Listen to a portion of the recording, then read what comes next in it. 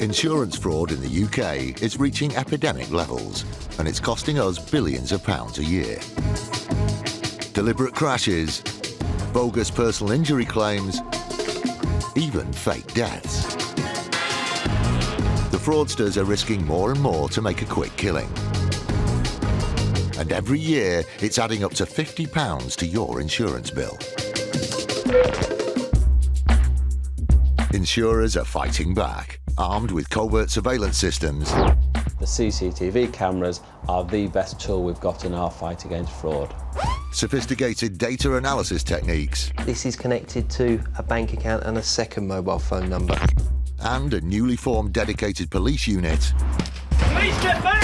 They're catching the criminals red-handed. All those con men, scammers, cheats on the fiddle, now they're caught in the act, and claimed and shamed.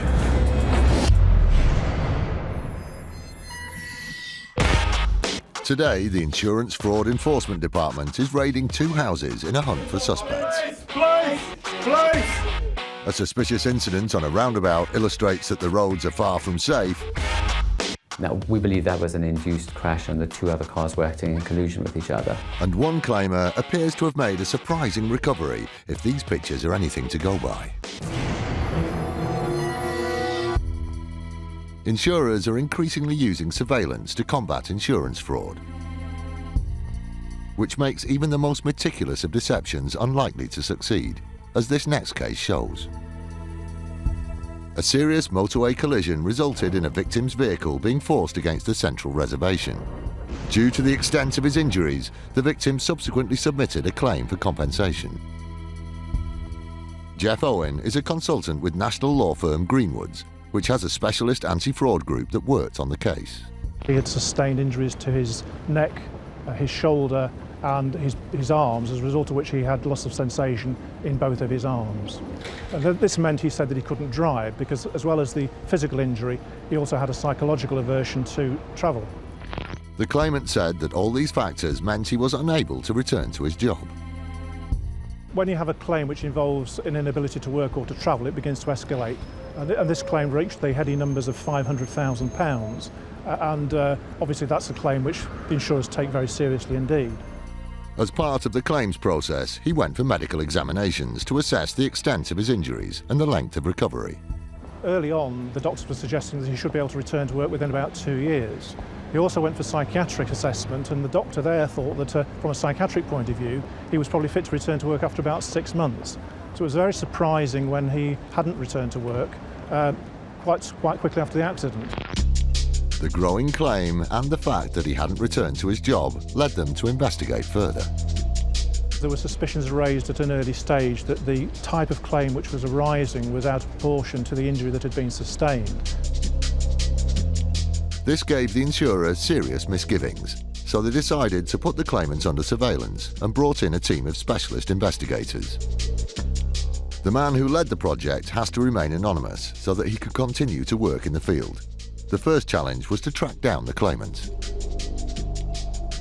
We were given 3 different addresses. He moved around quite a bit. He was quite evasive initially, and he lived in high-rise blocks of flats. So that is straight away a difficulty because you have to ID the claimant first.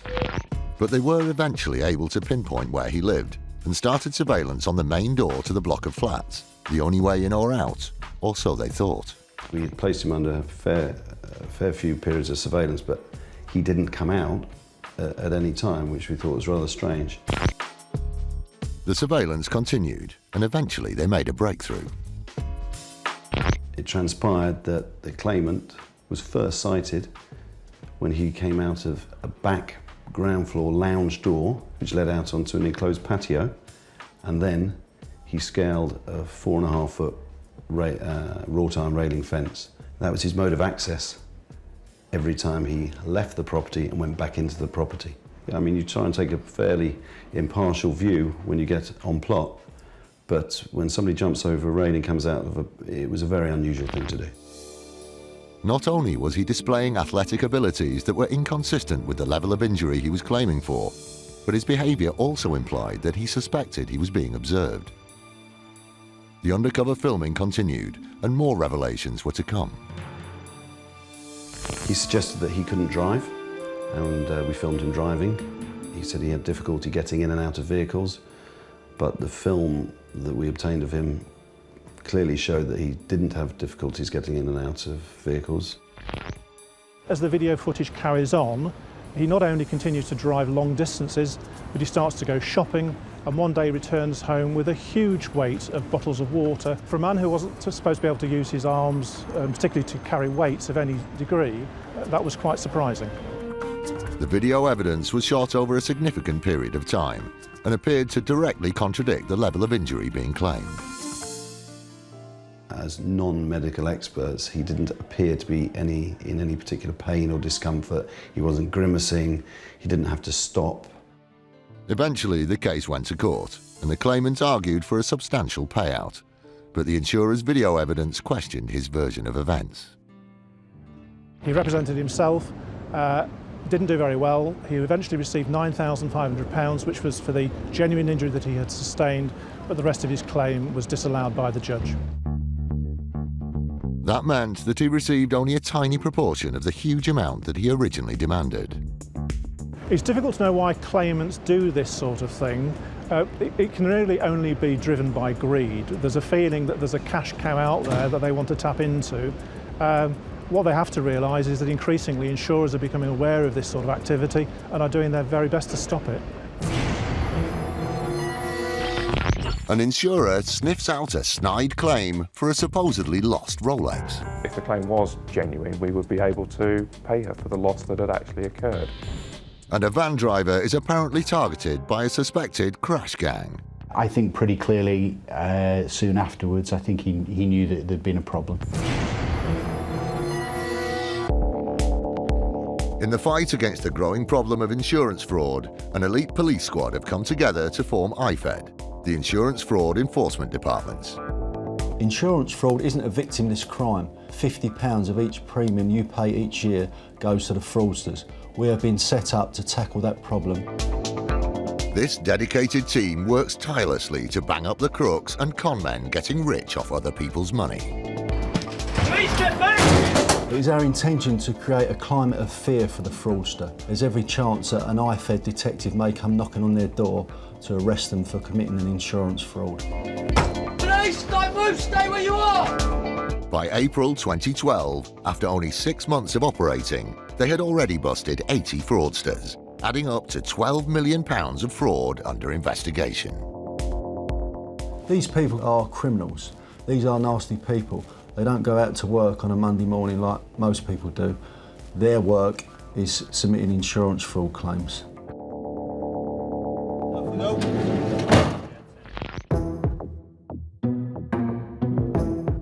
The Insurance Fraud Enforcement Department is investigating an alleged large-scale car insurance fraud involving multiple suspects and several locations. DS Mark Forster is leading the investigation, and he's travelling with his team to make a raid on the first address. We are going to execute search warrants and hopefully make 5 arrests in relation to the fraudulent setting up of motor trade policies.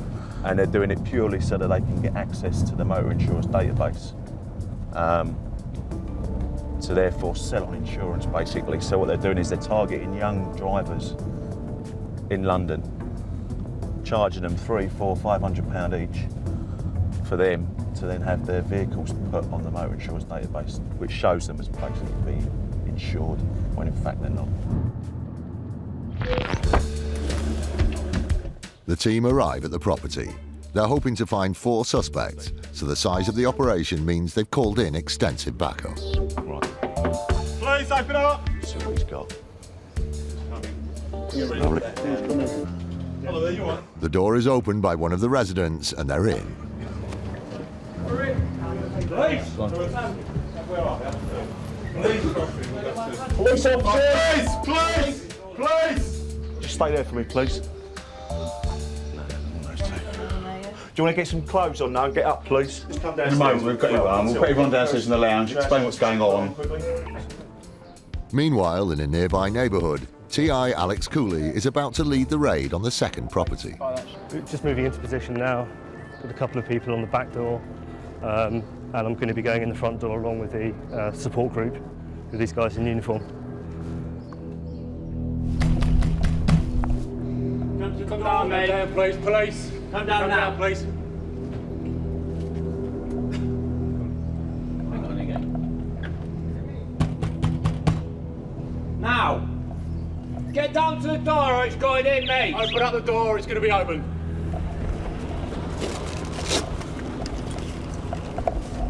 It's taking too long. I can do it. It's all right. At the last minute, the man complies and opens the door. Morning. To the alarm police. You've got Section 8 warrant of search and premises. They enter the house and go through the rooms. Yes, hi, we're from the City of London Police. We've got a warrant from the magistrates to search for any documentation relating to insurance fraud. We're interested in motor insurance fraud, yeah. So that's why we're here, and we will aim to do things as quick as possible. Back at the first property, Mark has arranged for the suspects to be gathered in the lounge. I'm arresting you, okay, on suspicion of conspiracy to defraud, okay, and also on suspicion of money laundering, okay? I'll caution you, you do not have to say anything, but it may harm your defence if you do not mention when questioned something which you later rely on in court. Anything you do say may be given in evidence. Can you see? I know it. Yeah, we'll interview you. Nothing inside your waistband. In all, 4 suspects are formally arrested, searched and handcuffed. Just relax and... They are then taken from the house for further questioning at a local police station. IFED suspects that they're involved in fraudulently adding uninsured cars to the motor insurers database. But they'll only be able to back that up if they find evidence from a thorough search of the house.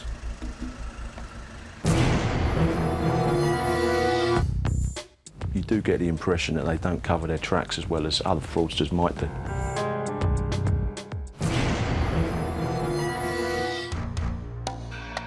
One of the most prevalent and dangerous forms of car insurance fraud is the induced collision. This is where gang members drive 2 cars in such a way as to cause an innocent driver to smash into the back of them, giving the impression that they're to blame for the accident and therefore liable to pay out on their insurance. It's known as crash for cash, and it works like this. First, the gang choose a victim. Then they move their 2 cars into position in front of the target. Gang car number 1 then slams on its brakes. Gang car 2 reacts by braking hard, resulting in a rear-end shunt from the victim. Gang car 1 then turns off at the next possible turning, pretending to be unaware of the crash. Fleet vehicles are especially at risk because fraudsters need to ensure victims have insurance. Peter Oakes is the head of fraud at a law firm that worked with a company targeted by one such gang. He dealt with one case which appeared at first glance to be a standard collision. The car was going round a roundabout. It came to a sudden halt as a result of the actions of another vehicle, and the Ocado van is alleged to have gone into the back of the claimant vehicle.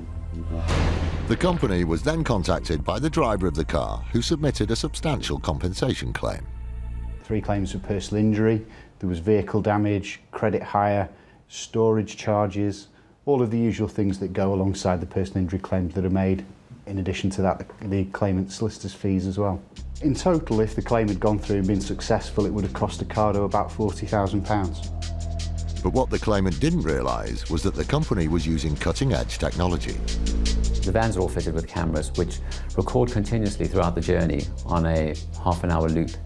Every time there's a car crash, every time there's a vehicle incident, the driver reports it into his manager, and that winds its way through to our in-house insurance department, who will look at the camera footage from that incident. The footage in this case was studied to see if it matched the claimant's version of events. Instead, it told a significantly different story. What it actually shows is the Ocado vehicle going onto a roundabout, and you can see that it's preceded by 2 vehicles, a Vauxhall Severa and a Vauxhall Corsa. You can see the Severa in particular, he appears to indicate that he doesn't quite know where he's going. He goes to leave the roundabout and then turns right back onto the roundabout at the last minute, apparently leaving the Corsa with nowhere to go. The Corsa brakes, performs an emergency braking manoeuvre, and you can see the Ocado vehicle is only just able to stop in time. Now, we believe that was an induced crash and the two other cars were acting in collusion with each other. The key thing the footage shows is that there is no collision. Thanks to the driver's quick reactions, he managed to brake in time to avoid a smash. The evidence clearly disproves the claimant's story and also appears to show there was an attempt at an induced collision. I don't know whether the driver in this case knew that he'd been the victim of crash for cash, but you can certainly hear the element of surprise in his voice. That was close, man. He pulls over after the accident and exchange details. I think pretty clearly soon afterwards, I think he knew that there'd been a problem. With solid proof that there was no collision, the company took action. We sent a letter to the claimant's solicitors and said that we weren't going to pay the claim. In our belief, it was fraudulent in its entirety, and as is typical, we didn't hear from those solicitors again. Thanks to the state-of-the-art video evidence, the claimant didn't get away with a payout for a collision that never happened and was left empty-handed.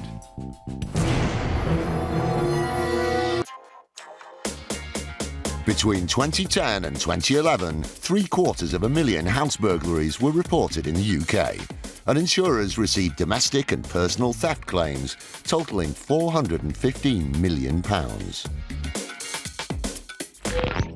Whilst for most people, a burglary is a traumatic event, others see it as a golden opportunity to make some quick cash. Paul Hubbard is the head of counter-fraud at an insurance company which was landed with one such spurious claim. In this case, the customer submitted a claim to us for a burglary. There were a number of high-value items, including a £2,500 Rolex watch. With such a high-value item listed on the claim form, the insurer needed to find out more. Our next step in this case was to go and speak to her and find out more detail from her personally about what had happened and see if we could find some proof of ownership that if the claim was genuine, we would be able to pay her for the loss that had actually occurred. But when the investigator asked to see proof of ownership of the watch, things started to unravel for the claimant. One of the things he suggested was perhaps she would have a photograph of the watch. She said she did, but unfortunately it had been wiped from her BlackBerry. So she explained that while she no longer had a photograph of the watch, she knew her friend did. When they received the photograph of the watch almost 2 months later, forensic image analysis led to an intriguing development in the case. So they looked at the photograph, and what they actually found was that the photograph had been taken after the loss had happened. So she was lying to us. Unbeknown to the claimant, hidden in the photograph was information that proved they were lying. The secret data told the insurer the exact time and date of when the photo was taken. And it was taken a full 17 days after the watch was said to have been lost. Most of our customers are genuine customers, but on this occasion, I think this person got very greedy. Greedy, and it seems unwilling to let the matter lie. So despite the evidence that we'd presented, we were quite surprised to find that she then decided to refer this matter to the Financial Ombudsman. She wasn't happy to walk away and accept that she'd got caught committing a fraud. But, unfortunately for the claimant, the Ombudsman wasn't falling for it either. So all the details of this case were sent to the Financial Ombudsman, who upheld the decision that we had made to turn down her claim. It would seem that for fraudsters, Rolex watches present an irresistible opportunity. We see lots of claims for Rolex watches, and the vast majority of them are genuine, but where the story goes that actually there have been more Rolex watches stolen and claimed for through insurance companies than have actually ever been made. The Insurance Fraud Enforcement Department is raiding 2 properties as part of an investigation into a suspected fraud involving the motor insurance database. In return for a fee, a gang is believed to be fraudulently adding cars to the database, which shows them as being insured when they're not. The aim of the raids is to arrest and question a group of suspects and find evidence relating to the alleged motor insurance fraud and suspected money laundering. The IFED team has already arrested the main suspects in the first house. Meanwhile, the raid on the second house is being led by TI Alex Cooley. The residents are brought down to the lounge and Alex identifies the suspect he believes is involved with the alleged insurance fraud. Well, I'm arresting you for insurance fraud relating to abuse of motor trader policies. You don't have to say anything, but it may harm your defence if you fail to mention when questioned something which you later rely on in court. Anything you do say may be used in evidence. We'll be back soon. The IFED team needs to find documentary evidence to support their investigation into insurance fraud and money laundering. As they start the search for both motor insurance and financial information, Alex gets the suspect to show him where he stores his cash.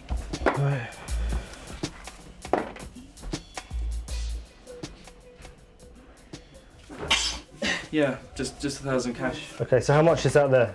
£1,000. That's 1,000. Okay. Alex decides that the suspect should be taken back to the police station for further questioning and he's led away. Back at the first house, the team led by DS Mark Forster is searching for evidence to support the investigation. We're looking for mobile phones, obviously computers, which I've not seen too many of, any sort of data storage devices, USB type sticks and stuff like that, and also obviously documentation relating to any of the 7 companies that the motor trade policies have been taken out in. Any insurance documentation at all that relates to any of those policies or any other policies which we think might have been incepted fraudulently. Just found a certificate of motor insurance. Looks like it's been photocopied rather than printed off anywhere. A potentially crucial discovery is found inside the suspect's car. In the doorwell you've got, at this address, new vehicle quotation.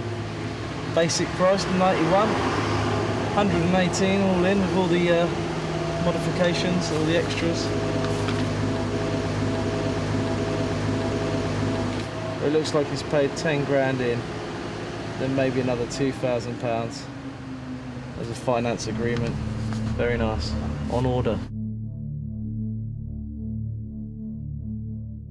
The documentation shows that the suspect has on order a £118,000 top-of-the-range new car.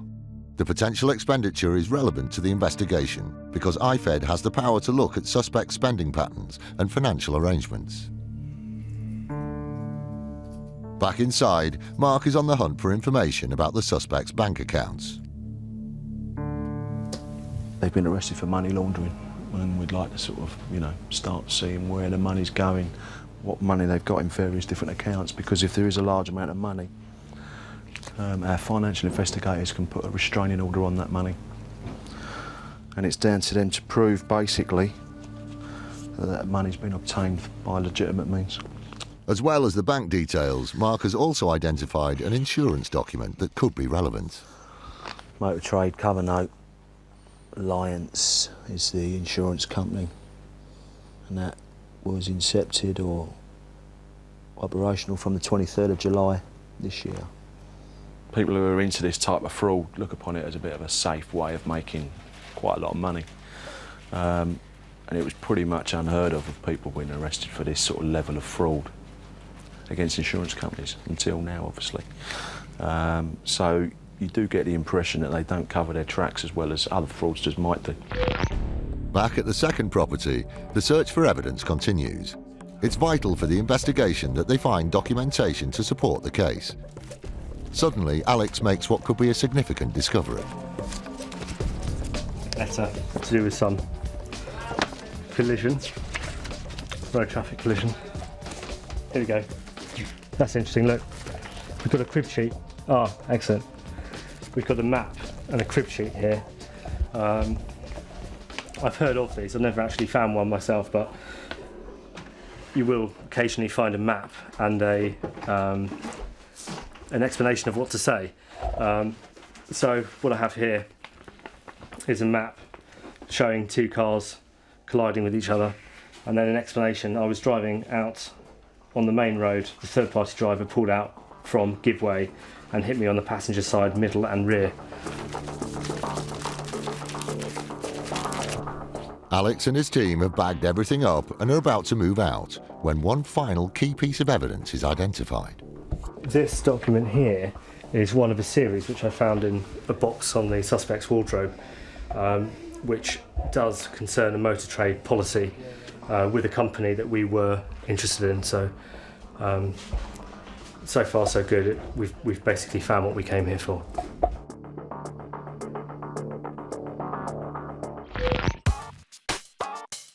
Back at the first property, the gathering of evidence is also in full swing. Mark checks inside a safe he's found in one of the bedrooms.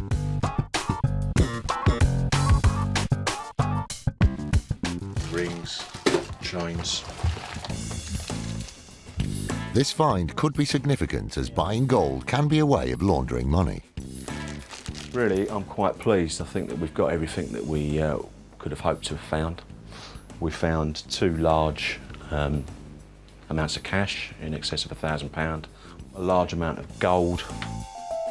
The sizable amount of evidence that IFED has collected from the house needs further investigation, so they'll be packing it up and taking it back to their HQ. As the raids draw to a close, IFED has successfully tracked down and arrested all 5 suspects and collected a significant amount of evidence. The next stage is for IFED to put together a case using what's been found. In the short time the Insurance Fraud Enforcement Department has been in existence, they've already investigated over £8 million worth of suspected insurance fraud. They've got a huge battle on their hands, but they're ready to take the fight to the fraudsters.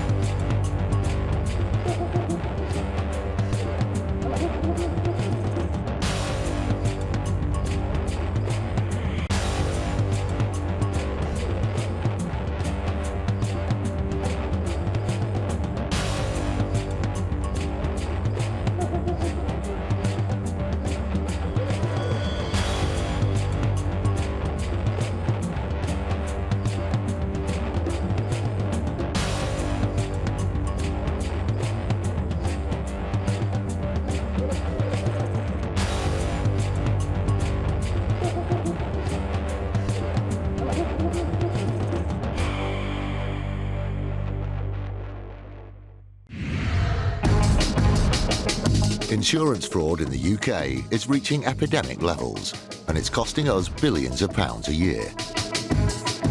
Deliberate crashes, bogus personal injury claims, even fake deaths. The fraudsters are risking more and more to make a quick killing. And every year, it's adding up to £50 to your insurance bill. Insurers are fighting back, armed with covert surveillance systems, sophisticated data analysis techniques. This is connected to a bank account and a second mobile phone number. And a newly formed dedicated police unit. Police, get back! They're catching the criminals red-handed. All those con men, scammers, cheats on the fiddle, now they're caught in the act and claimed and shamed.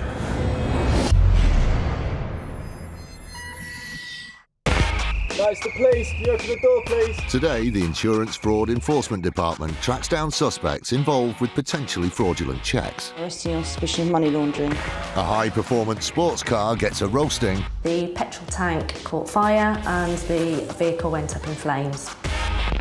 And a martial arts expert gets the chop. This individual said that he couldn't instruct martial arts anymore. Clearly, this video evidence showed the opposite, really.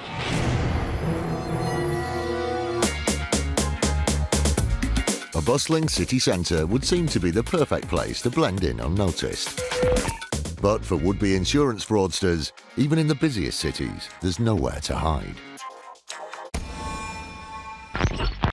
In 2008, a bicycle journey home was abruptly cut short by an accident, which would have far-reaching implications for the man involved. Jeff Owen is a consultant with national law firm Greenwoods, which has a specialist anti-fraud group that worked on the case. This claimant was riding his bicycle along the road when a taxi pulled in front of him and clipped his bike, causing him to fall off. He had suffered injuries to his neck, to his arm, to his hip and to his leg. The driver accepted liability, and the cyclist contacted the insurer to make a claim for the injuries he'd suffered. Not unusually for a claim like this, he was given a medical examination. Some of the symptoms that are reported to the medical experts were that he was not able to walk very far and he was unable to ride his bicycle. Now, if somebody's not able to do that, then it's indicative of quite serious injury. And the repercussions of the accident were significant.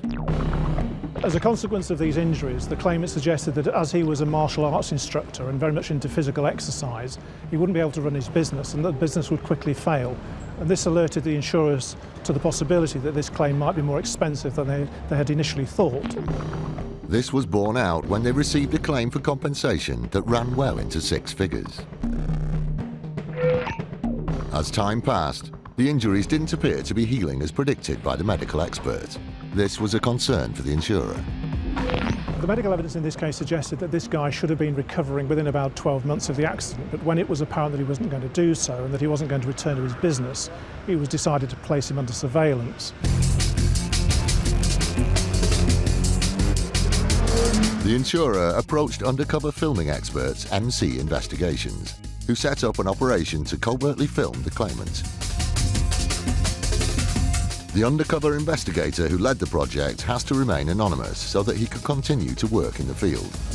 Before starting the surveillance, he studied the case fully.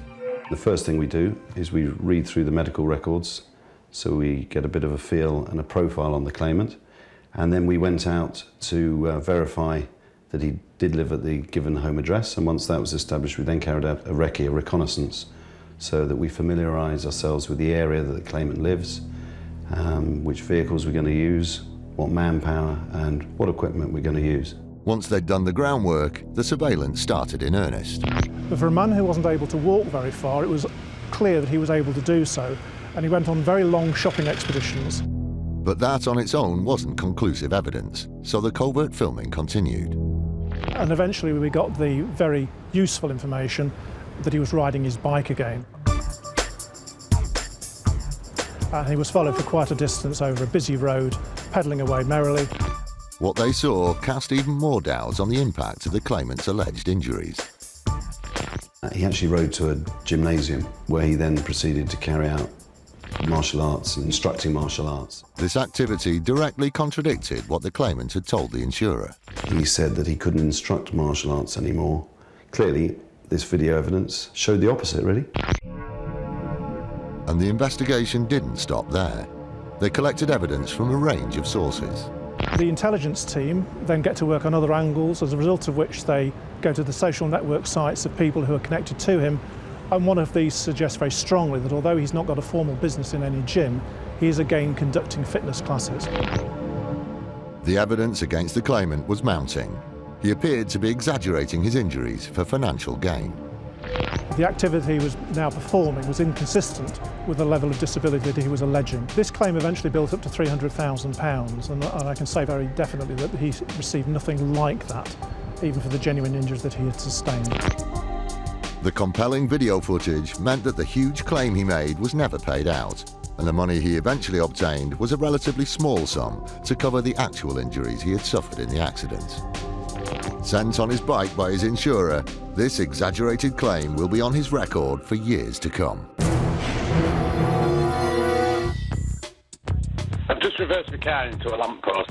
An inept conman is confronted with evidence of his deception. All right, bye. Let's go next to a very, very rich man. His face was a little bit of a picture, I'm told. And all bets are off for one would-be fraudster. The customer had been to a casino and lost over £67,000. Please get back! Insurance fraud is on the rise. Hunting and punishing the criminals responsible is an elite police squad called the Insurance Fraud Enforcement Department, IFED. The Insurance Fraud Enforcement Department was set up earlier this year with the sole intention of combating the rise in insurance fraud. We are a dedicated unit that works exclusively tackling that problem. A growing number of fraudsters are prepared to lie and cheat their way to money they don't deserve. But they'd better watch their backs, because IFED is on the case. Since our go live date early this year, we've effected over 120 arrests in the first 6 months, and we are continuing to work up and down the country bringing these offenders to justice. We're out to stop them in their tracks. There's every chance that an IFED detective may come knocking on their door to arrest them for committing an insurance fraud. Police, don't move, stay where you are! Today, the Insurance Fraud Enforcement Department of the City of London Police is on the trail of 4 suspects that it wants to arrest as part of an investigation into an alleged insurance fraud and money laundering scam. The initial information about the case came from an insurance company which suggested that an employee was acting fraudulently. As a claims advisor has been accessing claims, adding third-party vehicles to those claims that are totally spurious, don't exist, and then having cheques issued to other people. The employee, who's believed to have played a key role in the fraud, has already been arrested. IFED is now looking to arrest and question those who allegedly received the fraudulent payouts and then paid a cut back to the initial suspect. And one of those people we're going to see now is one of those people that's received a cheque, I think, for just over £3,000. So in total, the insurance company have lost over £70,000 in total. I think 11 cheques have been issued, which are totally fraudulent and should never have happened. And the insider has obviously then taken a cut of those cheques. Well, we are specifically looking for banking documentation, bank statements, bank account details. With 4 arrests to make, there's no time to waste as they follow up a lead for the whereabouts of the first suspect. When did we come in and have a word with you?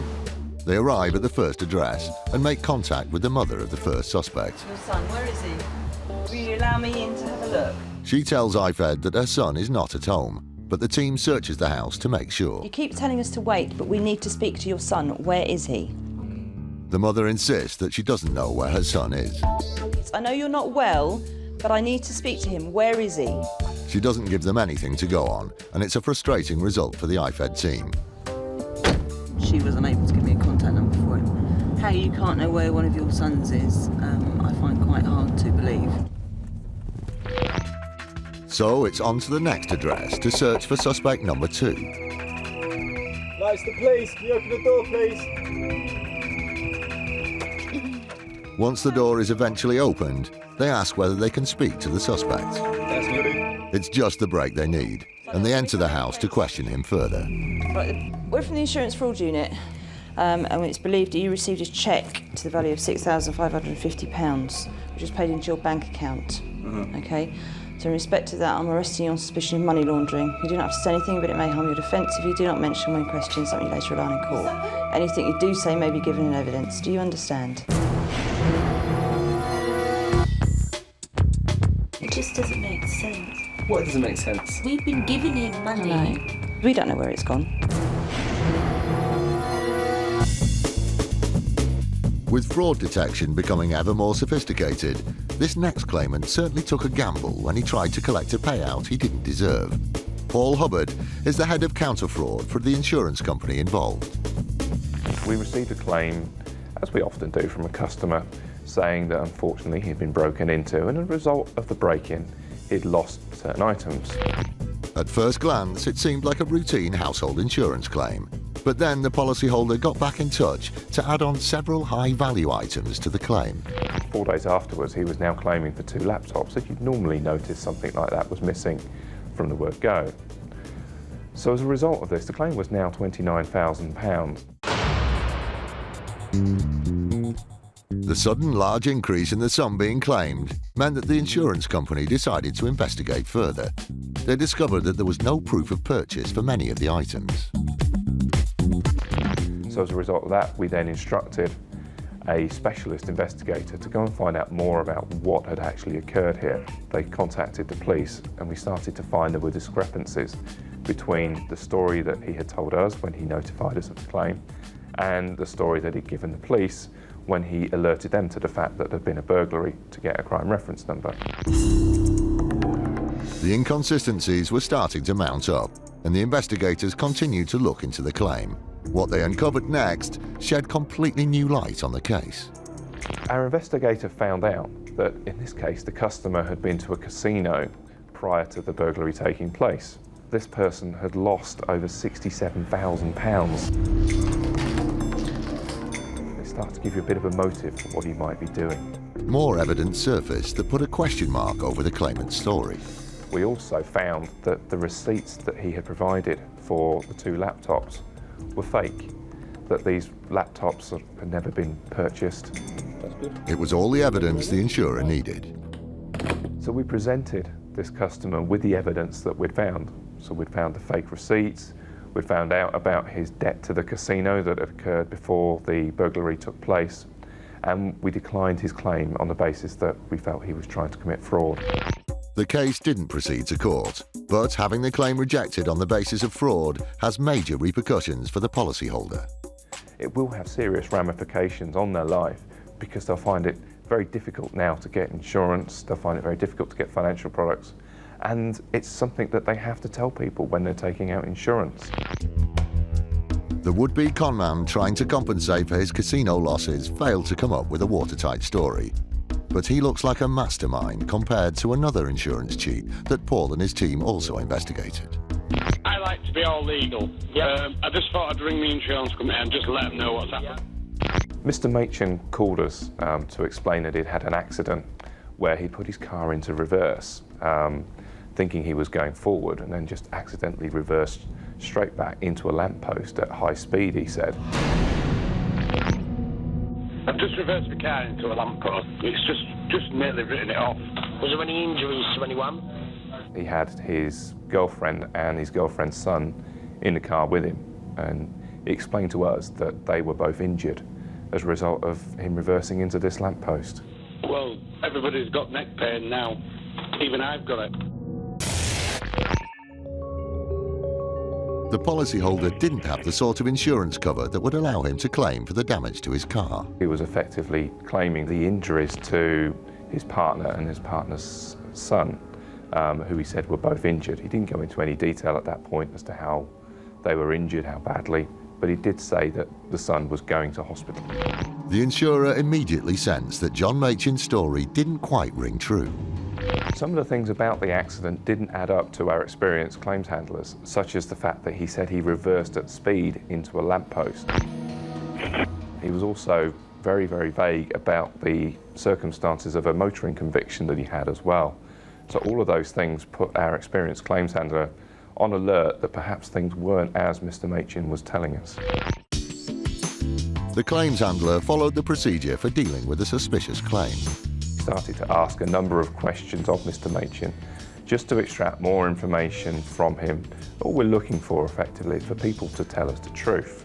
As a result of those questions, we were again increasingly concerned that the information wasn't accurate. Alarm bells were ringing by this stage, but there was no actual proof of fraud. However, at the end of the call, John Machin made a critical error when he failed to hang up properly and gifted the insurer all the evidence they needed. Gentlemen, thank you very much for calling today. Thank you, then. Goodbye. All right, bye. Bye. I can make you a very rich man. If this is it, and if it all comes off this, I know it's going to take time, but when it comes to that time, right, this will make you a very, very rich man. When we heard that phone call for the first time, we were really surprised, horrified to a degree that somebody would be so blatant about the fraud that they're trying to commit and feel so good that they were taking money from effectively innocent customers who have to pay more premium. The insurer passed its evidence to the Insurance Fraud Enforcement Department of the City of London Police. At the time, the team had just been formed to fight the mounting problem of insurance fraud, and this was one of the first cases they investigated. They moved in to arrest John Machin and take him for questioning. When brought back to the police station and the various procedures are entered into, he was subject of a taped interview. Questions were put by the investigating team, which he flatly denied, so we said, "Thank you, Mr. Machin. Would you be prepared to listen to this short recording?" And we pressed the play button and played the recording that the insurers had provided us with.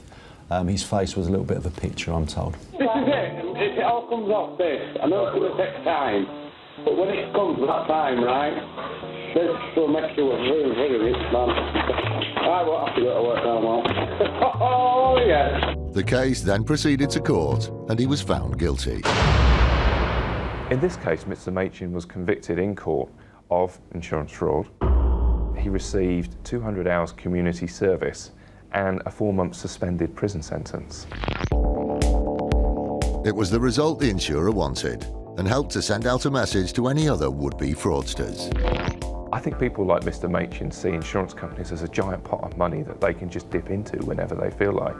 But that's far from being the case, especially now that IFED is actively pursuing those criminals who try and commit insurance fraud. The first conviction of any new unit is always a milestone, so this was a particularly pleasing one, and it was also an added bonus that it was a slightly amusing set of circumstances around that first one, so it's one we'll always remember.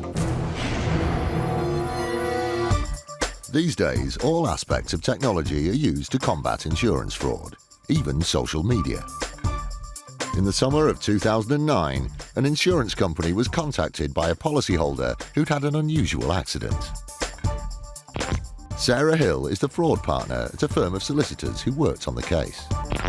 The vehicle owner claimed that he had attended a fun day. It was a Ferrari fun day where there was lots of events going on, but one of those events was that Ferrari owners could take their vehicle, be involved in actually taking members of the public around the track for a small fee. This fee was then donated to charity. The policyholder had spent the day giving rides in his Ferrari to raise money for good causes. But what started with such good intentions ended in disaster as the day drew to a close. The owner had suggested that he was on his way out of that fun day when he'd lost control of the vehicle because of a greasy surface, and the vehicle had spun and hit a tree. The petrol tank caught fire and the vehicle went up in flames. Luckily, the occupants of the car managed to scramble to safety. With a significant vehicle fire, the vehicle was declared a total loss, and the claim that had been presented was for the value of the vehicle at around £50,000. Such large claims are subject to investigation by insurance companies as a matter of course, and they looked in detail at the story. The owner had said that the accident occurred close to the entrance to the venue. But actually, when investigators have gone to look at the accident circumstances, the physical evidence didn't support the accident occurring close to the main gate. The traces of fire damage that were still present on site indicated that the accident had actually occurred away from the exit. With their suspicions aroused, the investigators took the unusual step of exploring social media for further evidence of what had happened. As you can imagine, it was quite a high-profile day, a fundraising event. It's quite unusual to have a Ferrari spin off the track and hit a tree and catch fire. So there was some, on local chat rooms, on social media, conversations taking place between members of the public that had actually attended the day. But it was a video of the accident recorded by a member of the public and posted to a popular internet site that particularly caught their eye. The YouTube footage helped us place the accident location. It was completely different to what the owner had actually alleged. But the footage on its own wasn't enough, so the investigators collected witness statements. What they discovered from people who were there on the day sent the owner's story up in flames. Their evidence indicated that it wasn't the owner of the Ferrari vehicle that had been driving the Ferrari at the time of the accident, and in fact it was his friend who was uninsured. This was totally unexpected. Not only was the owner being untruthful about the location of the crash, he wasn't even driving at the time. This was to have massive consequences. In order to make a claim for the value of the vehicle under his policy of insurance, the Ferrari owner had to have been driving the Ferrari vehicle at the time of the accident. But since he wasn't, he'd be out of pocket to the tune of £50,000, the cost of the car. This huge potential loss was what motivated him to lie to his insurer and submit a claim in which he falsely stated that he was driving at the time of the accident. He was not entitled to claim and clearly put forward a fraudulent claim in alleging he was driving the vehicle. The case was passed to the authorities and proceeded to court. Initially, the Ferrari owner pleaded not guilty, which was very surprising to me in light of the extent of the overwhelming evidence. Later on, he did actually plead guilty to the offence. He received 200 hours unpaid work and a fine for his crime. 6 months on from its formation, the Insurance Fraud Enforcement Department, IFED, is continuing to investigate suspected fraudsters. Can we come in and have a look? Today, they're on the trail of 4 suspects linked to a case of alleged money laundering. They drew a blank at the first address, but the second suspect was home and has just been arrested. I'm arresting you on suspicion of money laundering. As they move upstairs to start searching for evidence, the suspect seems to be in shock. Understand why you've been arrested, then? It's in relation to a cheque for over £6,500 that's gone into your bank account. It's quite a lot of money, hence the arrest and suspicion of money laundering. Okay. All right? Okay. It's vital that the IFED team collects enough evidence to make the case stand up, and they gather together a range of potentially relevant documentation. Cash passports, currency card. Suddenly, a breakthrough comes from the suspect. He's just made a significant statement which we're taking note of, which he'll sign. He's admitted to his mother and to us that he has taken that cheque, accepted that cheque. He was approached apparently by a man on the street. Do you want my P&B? The suspect is then taken to a local police station for further questioning, and the IFED team talks things through with his mother. We don't want to keep him in unnecessarily, so... No, Right. it just doesn't make sense. What doesn't make sense? You know, Why he would do it? not only that. If he did, where's the money gone? Because he's at university. We've been giving him money. I know. We don't know where it's gone. So we'll find out when we interview, and I'm sure you'll manage to get the information out of him when he comes home. The mother was distressed in the respect that obviously her son's just been arrested, and on speaking to Mum, she's brought her 3 children up to tell the truth and be honest, and I think she was more upset by the fact that he hasn't been honest and has admitted that more or less to her. There are still arrests to be made, and IFED hits the road. Their destination is the family home of the 3rd suspect. The door is answered by his mother. Hello. Hello. Hiya, I'm DC Sibley from the City of London Police. It's in relation to a matter we're investigating in relation to insurance fraud. And again, they draw a blank as they're told he's away. OK. Thank you very much indeed for your time. Thanks very much. She's informed me that he's at university, which is typical. Another one bites the dust. On to the next one. The arrest of the 4th and final suspect at his family home is going to prove tricky. The last address we're going to, there are 2 people there with the same name. Again, the 4th suspect is alleged to have received a large cheque that was paid into his bank account. Good afternoon, City of London Police. This is my colleague, DC Einsman. The door is opened by one of the residents, but IFED still needs to positively identify the suspect. It's in relation to a cheque for £12,000 to this address. The man who opens the door can't seem to shed any light on the cheque, but Kate isn't prepared to leave it there. Can we come in and try and get to the bottom of this? The man explains that he's alone in the house. Kate talks to him about his other relatives, and it seems likely that the younger brother is the one that the police need to talk to. Yeah, that fits the profile of the other people that we've been arresting today. So They call up the brother in question while he's still at work, and he asks if they can wait for him to finish. No, doesn't work like that, sorry. IFED speaks to the family member further, and it turns out that in addition to the 2 relatives with the same name living at the address, there's a further relative who shares the name as well. No one's admitting to it, which is not really a great surprise because it's a £12,000 cheque that's gone through the account. It's vital that a positive identification can be made so that the correct person is arrested. With so many people linked to one address with the same name and of a similar age, it's tricky to identify who is who. Kate makes a decision and speaks to the younger brother herself. We're at City of London Police. We're up from London. We're going to get all the full identification of all of you, and we'll ascertain what account this cheque was paid into. Because if it is you, then we will come knocking, all right? He was helpful on the phone. He's given me his mobile number and all his full details, so we have all those now. Before they can make the arrest, they need to investigate the bank account that the money was paid into, so they can match it to the correct suspect. I think a bad judgment call to arrest all of them, because we don't know which one it relates to. But there was good news for the case in the weeks to come. The information that they collected on the day allowed IFED to make 3 further arrests. The investigation is ongoing, and the team are hopeful they'll be able to get a positive result.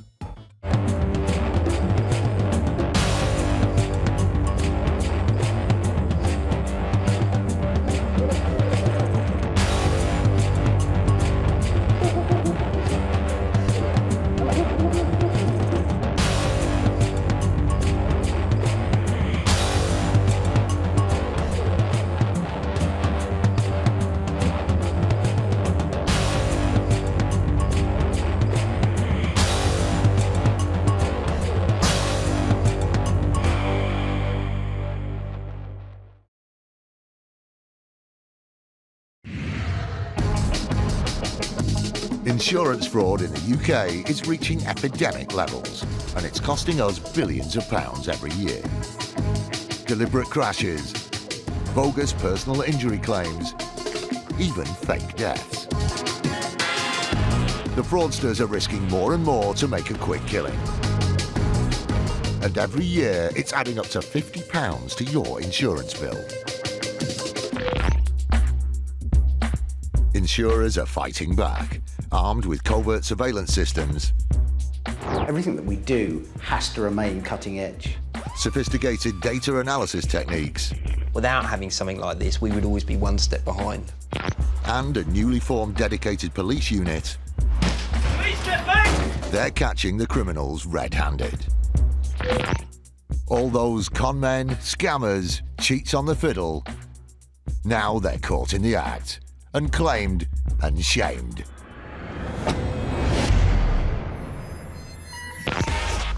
Today, the Insurance Fraud Enforcement Department busts into the house of a suspect. You're right, we got a warrant. One claimer discovers that no win, no fee doesn't apply to fraud. Somewhat surprisingly and shockingly, found that no, she was not on that bus. And a supposedly injured fraudster's story falls apart. Most striking thing of the 12 days footage is there was no wheelchair.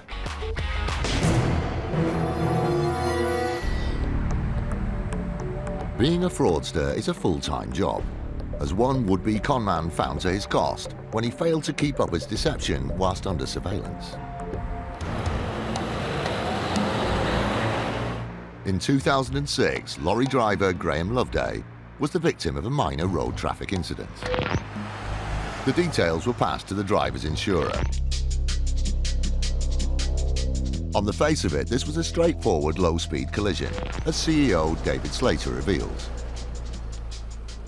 Mr. Loveday was driving along the road and he passed a petrol station, and as he passed the petrol station, our policyholder pulled out and hit the rear wheel.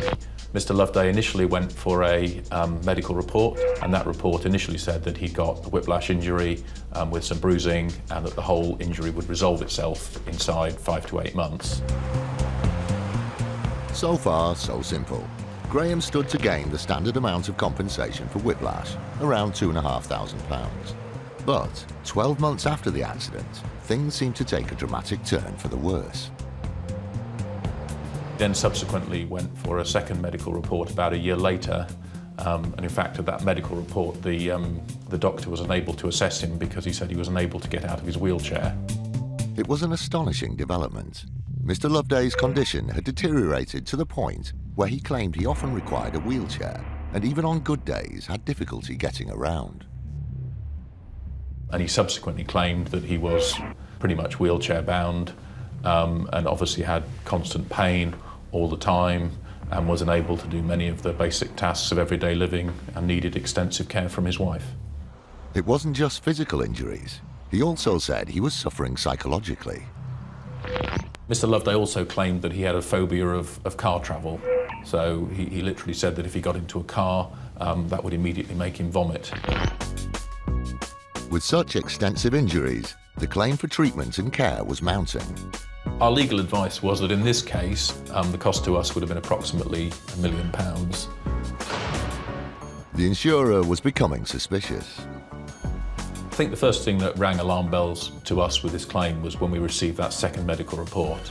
Certainly if someone has got an injury so severe that they're going to be wheelchair bound, normally that would be apparent very early on. It just didn't add up. We had these two medical reports showing completely different injuries, so clearly we wanted to get to the truth of whether the injury really was anywhere near as severe as he was now alleging. The insurer went straight to a group of specialist undercover investigators, led by Tim Young.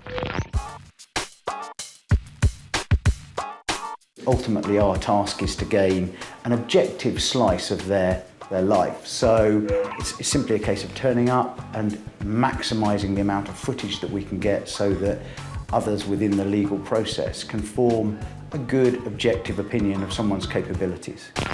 Their mission was to covertly film Graham Loveday to see if he was as injured as he claimed. The Graham Loveday case centred around the fact that we were dealing with an individual who was purportedly suffering from some form of physical disability, but not only that, there was psychological trauma as well. Around the area of his home address and around the overall area, he was presenting himself as a male who was actually quite disabled and walked in such a way as to suggest that he had a fairly significant disability. What they saw at first seemed to fit with his statements, but then they got a tip-off that changed everything. We've been informed that he was likely to be going on holiday, so we placed him under surveillance over a given period of time. Claimant is now getting inside the driver's seat.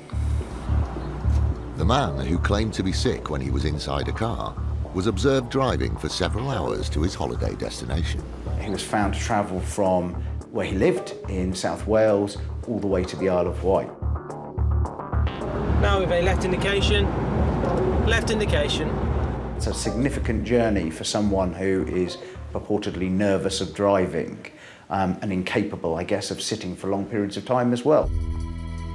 The surprises continued. Far from appearing tired or anxious after the lengthy journey, on arrival he seemed rejuvenated and was walking freely. The contrast in his abilities and his overall demeanour was very significant. He was totally relaxed. As he unwinds in what he thinks is the safety of a secluded campsite, he starts to demonstrate signs of his true physical ability. I think that one of the most interesting pieces of footage that we gained was him lifting a generator. He's now lifting something heavy out of warning. And actually starting the petrol generator, so like a lawnmower, starting the engine in that way. It seems to be pulling at something, i.e. a generator pull call to start. On his return from holiday, he continues to perform a variety of strenuous physical activities. There were a number of other specific examples. So, for example, he's seen servicing a car, which obviously involves a lot of bending over, which clearly you would not expect someone who's wheelchair bound to be able to do. The length of the surveillance meant they hadn't just caught him on a good day. There was 12 days footage in total. We'd obviously been told that Mr. Loveday was wheelchair bound. He needed a wheelchair if he travelled any distance at all. And the most striking thing of the 12 days footage is there was no wheelchair. It was very clear to us in this case that Mr. Loveday was grossly exaggerating the extent of his injuries. It was really rather difficult not to be absolutely certain that this was a fairly audacious attempt at a major fraud. They had all the evidence they needed. The next step was to bring Graham Loveday to justice. This case ended up in court. We felt it was really important to make it clear that Saga Insurance is not going to tolerate frauds of this type. Judge found Mr. Loveday guilty. Mr. Loveday was sentenced to 9 months in prison. Yeah, I think Mr. Loveday's motivation was undoubtedly agreed to try and get some more money. We certainly foiled him in this case, yes. A pair of claimers ashamed on camera. Our expert didn't accept that there was any possibility whatsoever that they'd been injured. In the fight against the growing problem of insurance fraud, an elite squad have come together to form IFED, the Insurance Fraud Enforcement Department. Insurance fraud isn't a victimless crime. £50 of each premium you pay each year goes to the fraudsters. We have been set up to tackle that problem. This dedicated team works tirelessly to bang up the crooks and con men getting rich off other people's money. It is our intention to create a climate of fear for the fraudster. There's every chance that an IFED detective may come knocking on their door to arrest them for committing an insurance fraud. Police, don't move, stay where you are! By April 2012, after only 6 months of operating, they had already busted 80 fraudsters, adding up to £12 million of fraud under investigation. These people are criminals. These are nasty people. They don't go out to work on a Monday morning like most people do. Their work is submitting insurance fraud claims.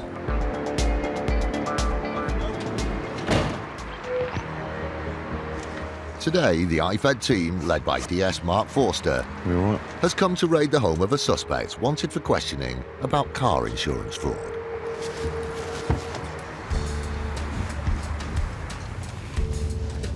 But this particular individual accepted numerous motor insurance policies. We think somewhere in the region, just this one company, somewhere in the region of 60 or 70 motor insurance policies. The insurer puts the loss at somewhere in the region of £50,000. The large number of motor insurance policies belonging to the suspect has led IFED to believe this indicates fraudulent activity. They want to arrest the suspect and question him in detail about what's going on. Got the warrant then? They're not expecting the inhabitants of the house to be cooperative and are ready to break their way in if needed. Open up, please! Put the door in 3 seconds! Police, get back!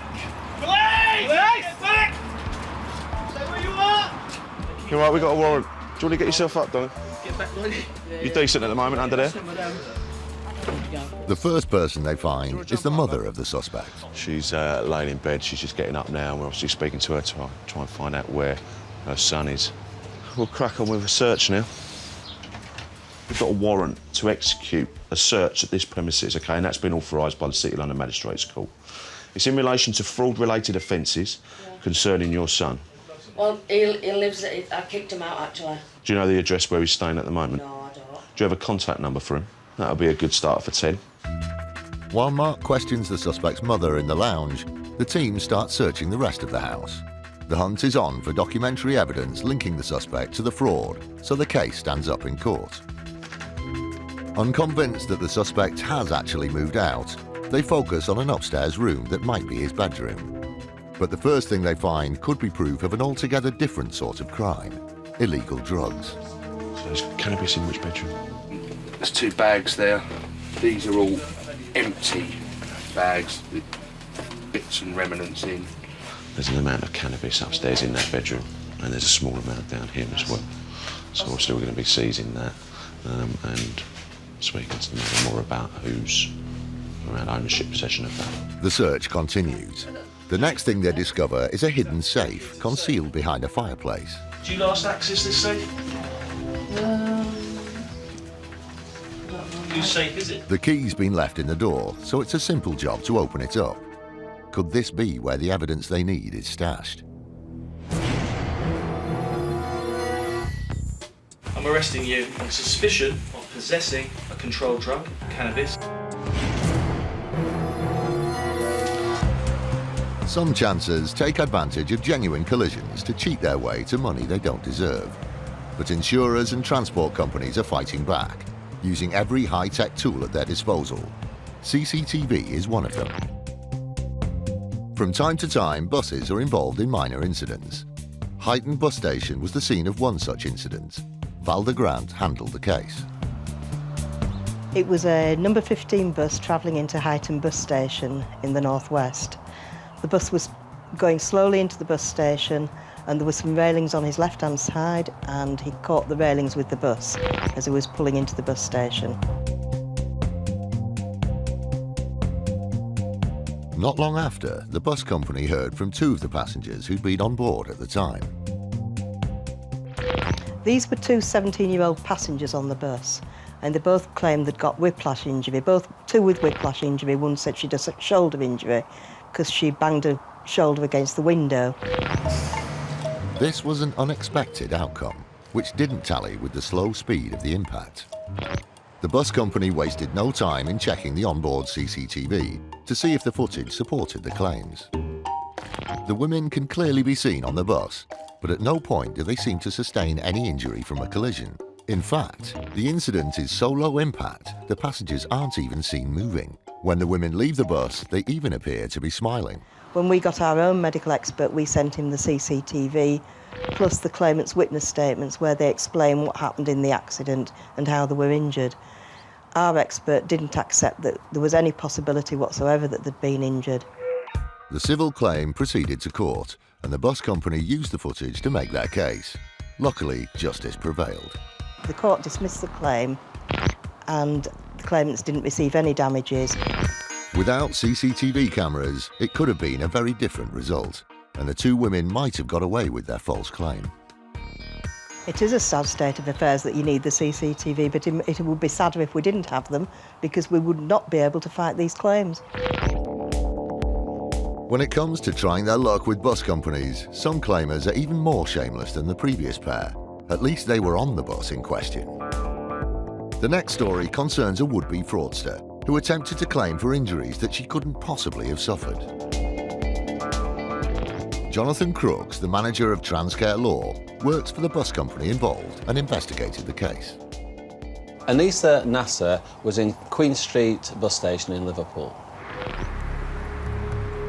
It's a busy station, and one of the buses was hit at low speed by another bus. Not long afterwards, the company was contacted by Anissa Nasser. When she presented a claim for personal injury on the basis that she had been an occupant of the bus when it was hit. She claimed that she was jolted and that she suffered whiplash-type injuries to her neck. The case was passed on to one of the bus company's own claims handlers. Our claims handler will have checked the CCTV footage from the inside of the bus to make sure that Anissa Nasser was indeed on the bus when it was hit. What they saw blew her claim out of the water. Somewhat surprisingly and shockingly, found that no, she was not on that bus. In fact, the camera showed her standing in the bus station, watching what was happening. Watching what was happening, and clearly coming up with a scheme to scam money from the bus company. The pictures show her stood outside the bus, watching the impact, and then getting on the bus that was hit after the collision had happened. The CCTV pictures were more than enough evidence for the bus company to reject her claim, but they didn't stop there. Also, what she didn't realise was that she wasn't in a no-lose situation, because once we'd rejected her claim for compensation, we were determined not to let matters lie there, and that we would try and, as a deterrence for other people, take her to court. It was impossible to argue with the evidence from the CCTV camera, and Anissa Nasser was found guilty. The sentence for Miss Nasser was a 4-month suspended prison sentence, 180 hours community service, and she had to pay the prosecution legal costs as well. But perhaps she's paid an even greater cost than the sentence itself. She's got a criminal record now. A lot of doors are now shut to her in terms of future employment, applications for mortgages, etc., etc. People just seem to think that they can take an opportunistic pop at people like us, and they live to regret it.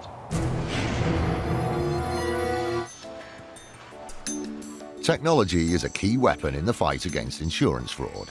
Our next would-be swindler was caught out when she failed to cover her tracks and left an electronic footprint, leading to her downfall.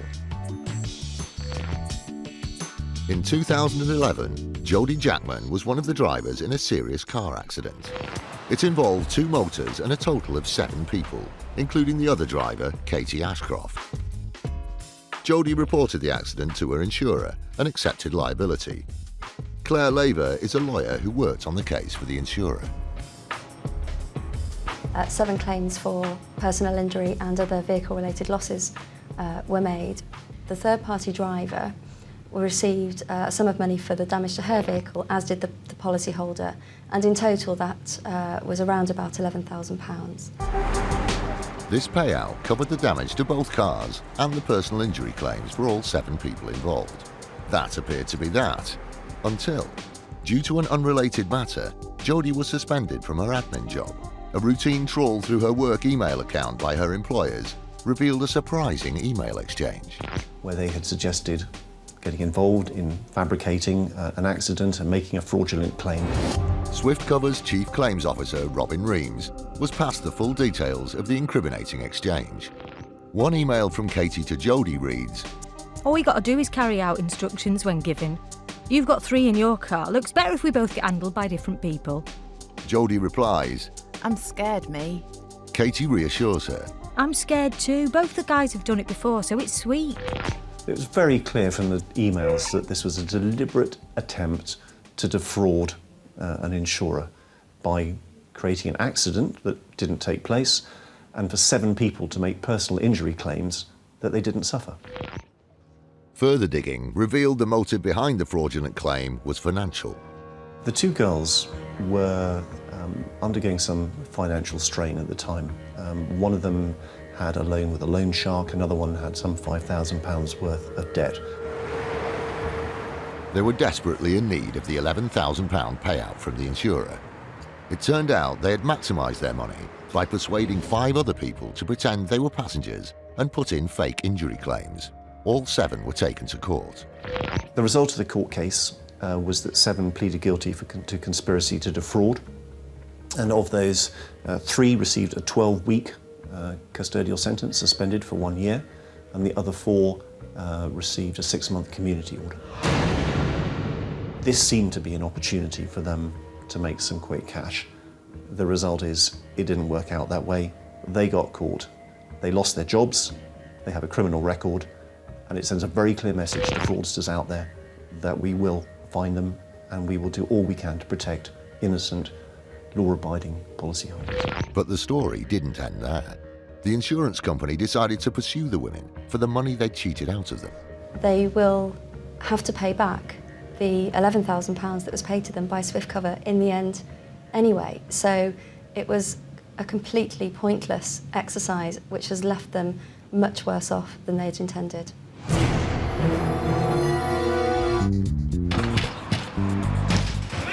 The Insurance Fraud Enforcement Department, IFED, has come to arrest a suspect they believe is involved in car insurance fraud.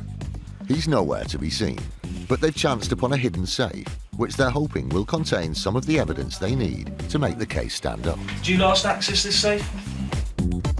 As they go through the contents, they find an array of checkbooks and documents, which they bag up for further investigation.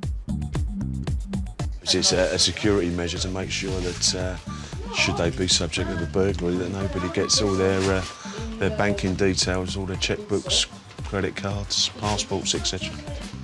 Quite ironic, really. But there's still no sign of the suspect. IFED persuaded the mother to hand over a contact number for her son, but they've had no luck with that either. Just going straight through to voicemail. We've left him a number of voicemails, asking him basically to get in touch with us, to basically get himself here. Their persistence pays off, and he eventually rings back. Where are you? Sheffield. What are you doing up there? What vehicle are you driving? How are you going to get in? IFED has done their homework on the suspect. When they eventually make contact, they deliberately reveal some of the information they have, so he knows they're onto him. I know which vehicles you've got access to. I just want to know which vehicle you're going to come in. Meanwhile, the family guard dog seems to be having an off day. Full focus, brilliant. So you're going to be here in an hour? Don't muck me about. I'm trusting you now to turn up here within the hour. Lovely. See you then. Usually we find that that's enough to draw him back to home, as it were, especially when his mum's here on her own. Although the suspect has promised to return home, there's still no sign of him after 45 minutes. The IFED team is starting to lose patience. Suddenly, another call comes in, but it's not from the suspect. It's from a man who says he's his lawyer. I'm going to put the phone down in a minute, sir, right? The lawyer explains that the suspect won't be coming to the house as promised. The IFED team thinks they smell a rat. If he's a professional solicitor, he's just laughing down the phone to me. Anyway, that's a nice distraction for us. Where were we? Their search is turning up an ever-increasing quantity of drugs.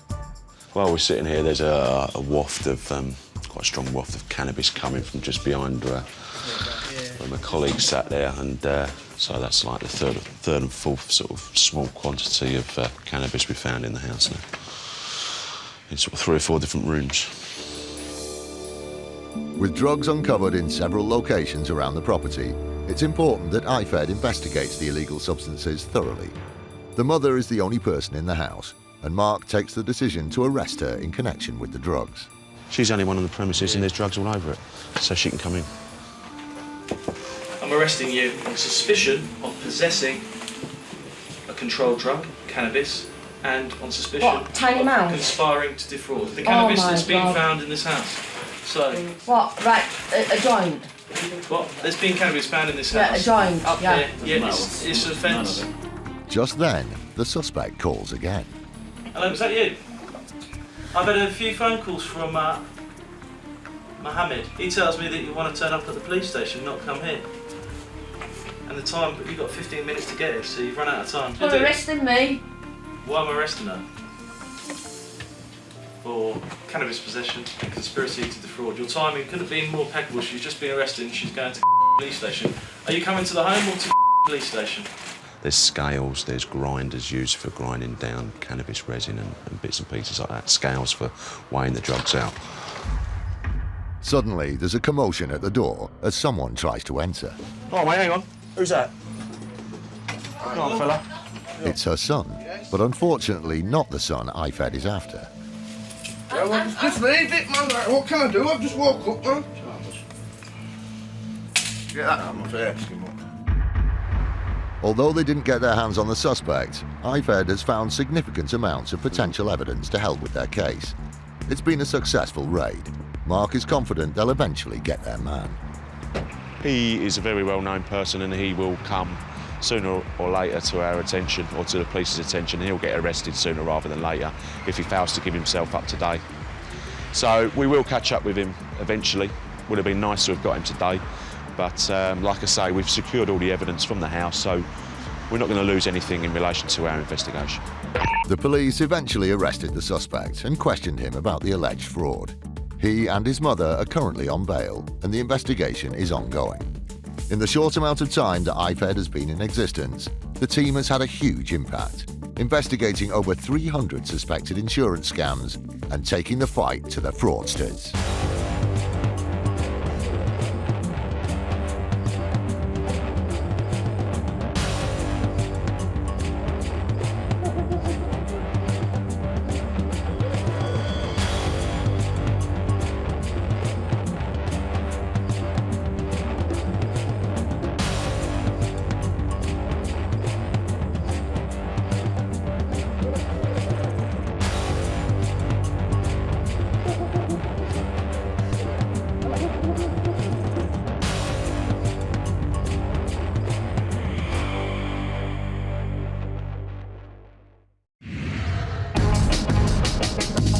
Insurance fraud in the UK is reaching epidemic levels, and it's costing us billions of pounds a year.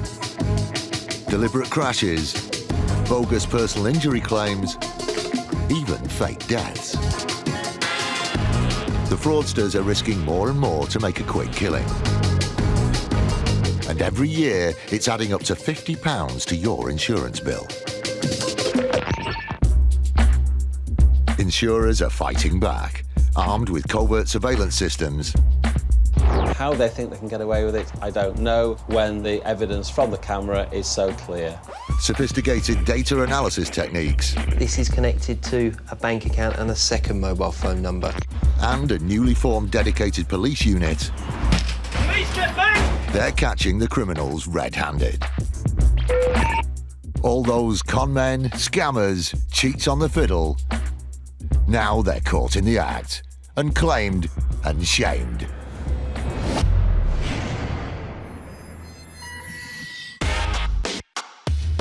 Today, a fire investigation team searches for clues amongst the ashes. Mr. Ross's factory was totally destroyed. The Met Police execute a raid on a small business. And insurance fraud enters the art world. 25% of my cases will have some insurance fraud element to it.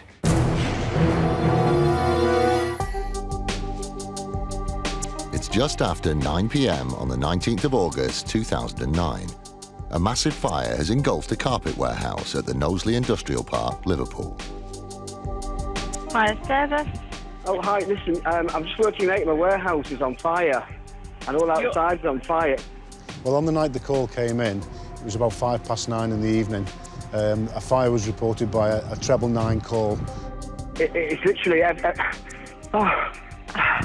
sorry. Are you okay? Initially, the Merseyside Fire Department dispatched 2 fire engines to deal with the blaze. On arrival, Fire Officer Miles Platt knew they would need more help. I got called to the incident as it was developing. I quickly assessed the scene and I realised that this was a significant blaze. It was a warm summer's evening, there was a strong wind blowing, and this intense fire was spread over a large geographical area.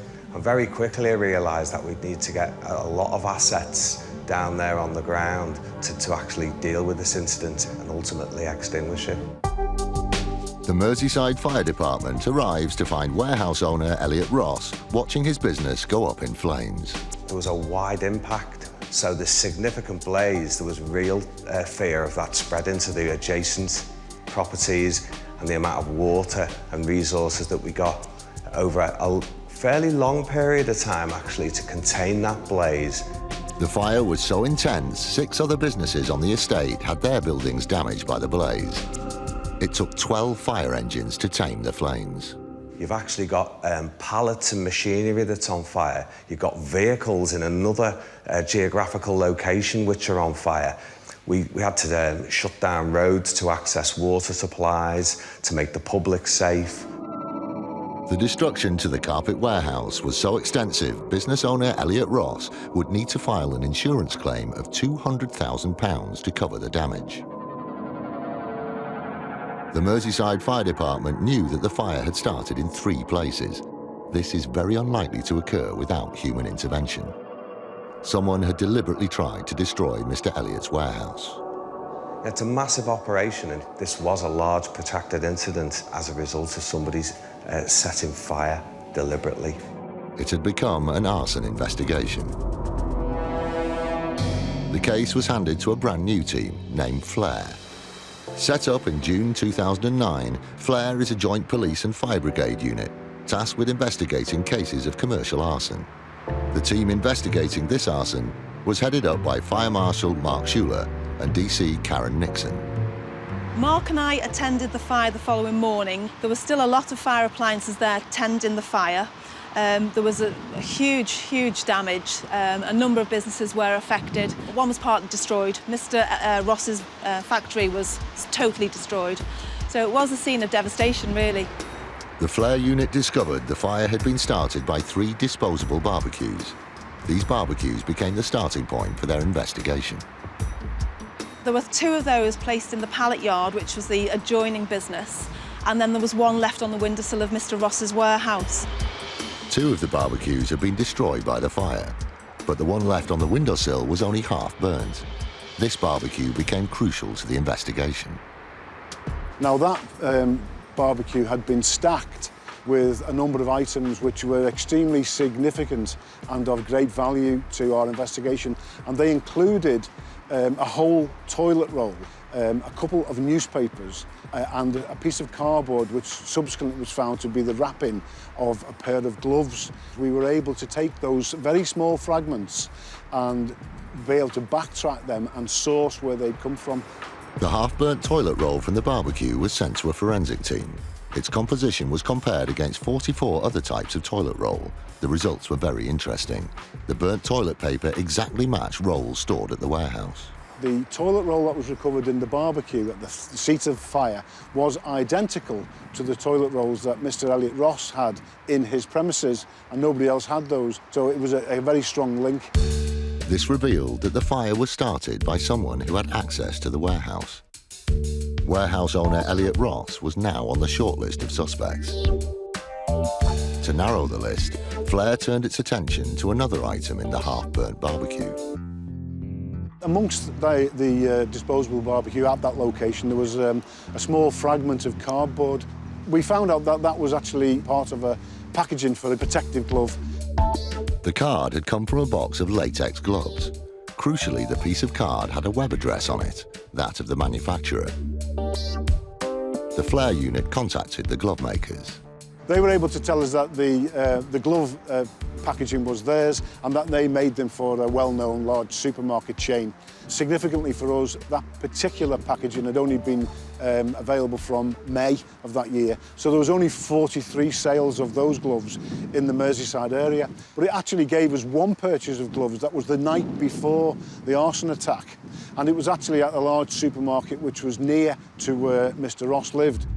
From just fragments of evidence, the flare unit had found a prime suspect, warehouse owner Elliot Ross, but they would need much more conclusive evidence to prove their suspicions.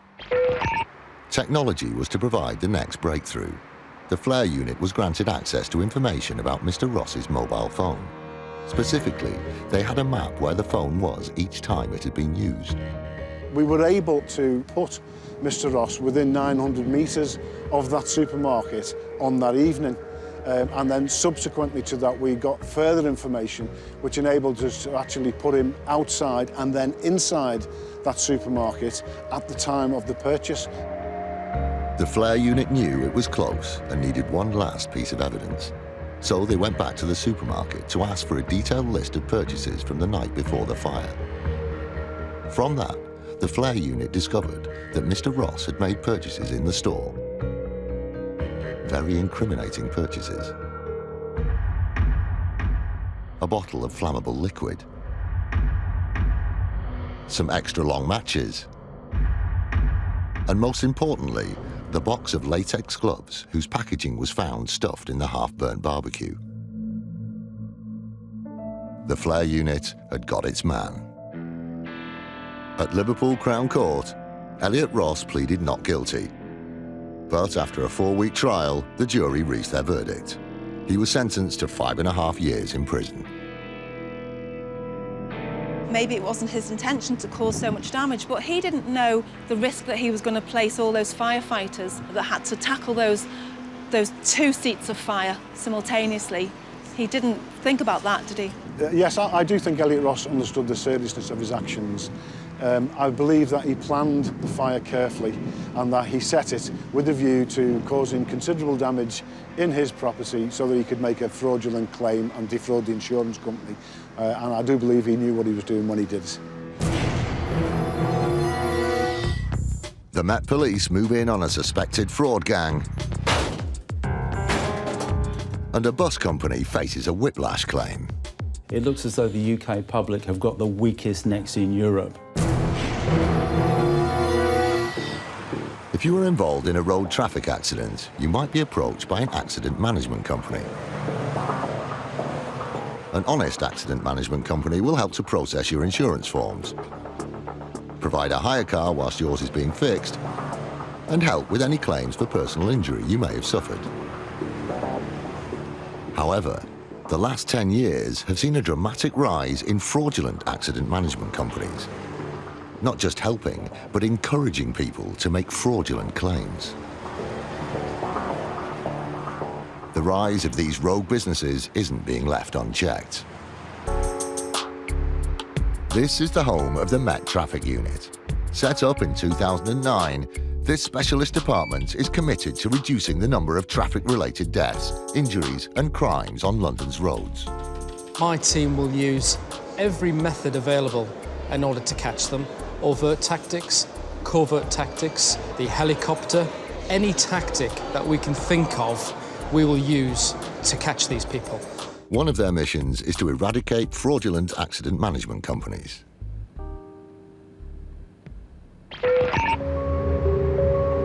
Today, the traffic unit is executing a multiple location raid on an accident management company that's believed to be involved in fraudulent activity. We're hoping to execute a search warrant and arrest a director of an accident management company that we believe, or certainly suspect, has been involved in arranging induced collisions. And of course, part of today will be to obtain the evidence to support our suspicions. We've certainly been investigating them for some 8 to 9 months now. So we're quite happy that they're involved in criminality. The small business being raided is suspected to be orchestrating induced collisions, also known as crash for cash. Crash for cash is a term given to collisions executed in order to make money from motor insurance policies. And it's big business. There are an estimated 30,000 crash for cash incidents per year on Britain's roads, valued at least £350 million, adding an average of £44 to your motor insurance bill every year. Also from the Met Traffic Unit is DC Eastick. I'll have one uniform with me going in. Yeah. I mean, the bill works. Mr. Police, can you open up, please? There's no sign of the suspect. If he's in, he's not opening the door. I don't think there's anyone in. We've got a warrant, so we're going to have a look inside it. We're going to get the enforcer round to try and do the door, because we've got two locks on. That lock's on and that lock's on, so I think it's going to be a bit of a struggle for us to open it, Bill. A local unit is called to batter the door down.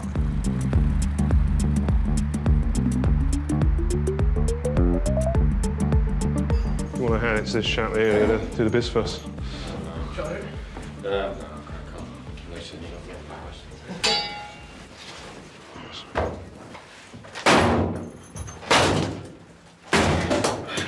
Right, well done, mate. It's all clear, there isn't everybody in. We've come to the address.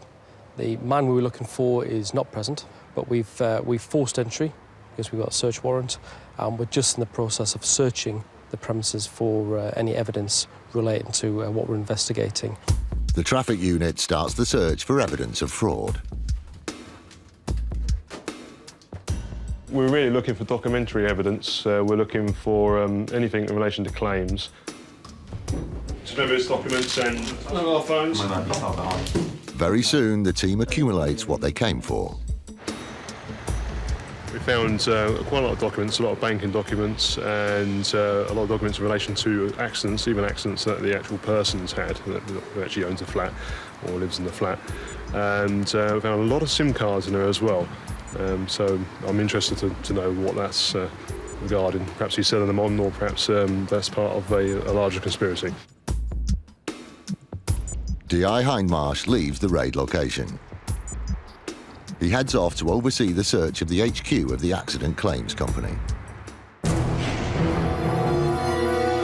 The Met Traffic Unit continues its search for evidence. We've got two vehicles that we believe have been used in this particular crime. We're going to seize them. Your car insurance doesn't just cover the cost of vehicle repair. It will also pay your medical bills if you suffer an injury whilst driving. The most common injury sustained in a motor vehicle incident is whiplash. The most common form of whiplash injury that I see in my surgery results from a rear shunt car accident where the head gets forcibly thrown backwards and then forwards. That causes the muscles and the ligaments about the neck and the shoulder to stretch more than normal, and that causes pain and inflammation. Despite improvements in car safety features, in the UK, whiplash claims are at an all-time high. Around about 76% of all bodily injury claims that we receive are for whiplash claims. Insurers are paying out nearly £2 billion a year to the claimants. The cost to the NHS of treating whiplash has been estimated at £8 million a year. It looks as though the UK public have got the weakest necks in Europe. It's the 7th of February 2008, and the Route 9 bus is navigating the busy roads of Luton. Partway through its journey, it's obstructed by a badly parked car. The driver makes a mistake. He was confronted by a Golf which was parked at a very strange, awkward angle, so he had to slow right down and wait for approaching traffic to go by before he could try and manoeuvre around it. Unfortunately, as he manoeuvred around it, he misjudged the situation and he caught the car as he went by. The owner of the car, Shazma Dad, takes the details of the Arriva bus and its driver. Our driver, after the incident, quite rightly accepted that the accident was his fault and filled in the report form. Within 7 days of that incident, a solicitor's letter arrived at Arriva. That letter was claiming not only for the damage to the vehicle, but it was also claiming for personal injury.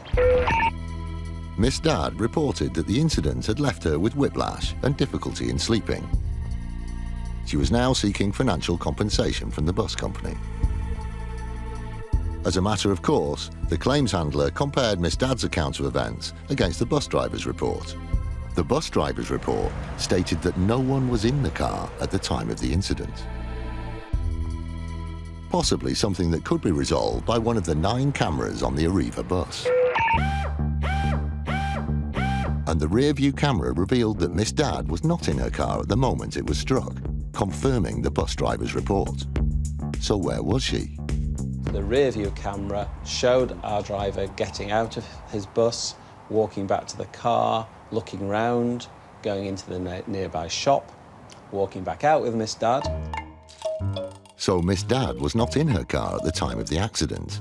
In fact, she only learnt of the scrape after she'd been found by the bus driver in a nearby shop. Amazingly, Miss Dad still had the nerve to claim for whiplash. On being confronted with the CCTV evidence, Miss Dad withdrew her claim and paid costs and damages to the bus company. But that wasn't the end of it for her. We were not prepared to let it rest there. We want to send out a clear message to people that they should not try and defraud Arriva. So we passed the papers to the Bedfordshire Police, and they decided to prosecute her for fraud. Shazma Dad pleaded guilty and was given a conditional discharge. I guess that bus companies are regarded by some people as an easy target, but what I should make clear to them is that bus companies are not easy targets, and in fact we are at the forefront of the fight against fraud.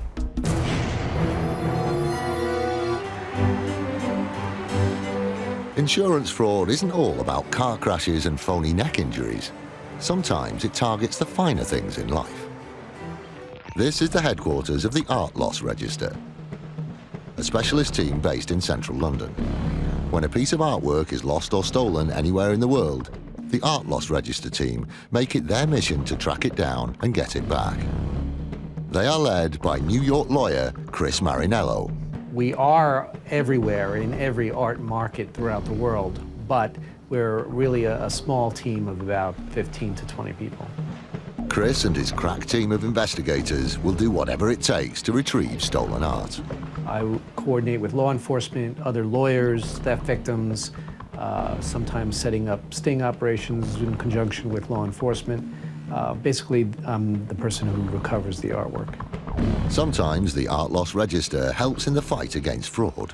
It used to be that 98% of my cases were simple stolen art cases that were in need of art recovery services.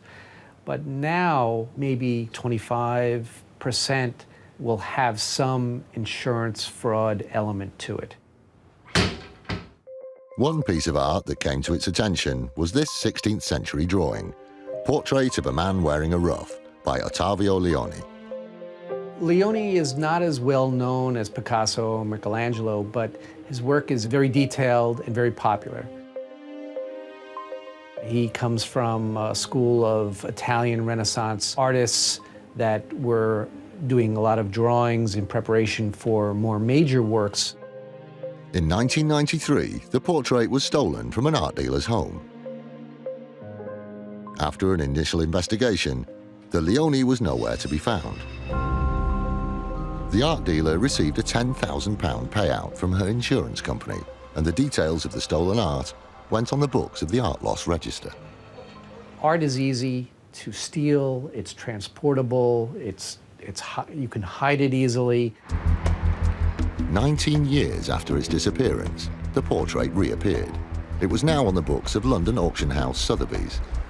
Sotheby's were unaware that the portrait was stolen, but the Art Loss Register were 100% aware.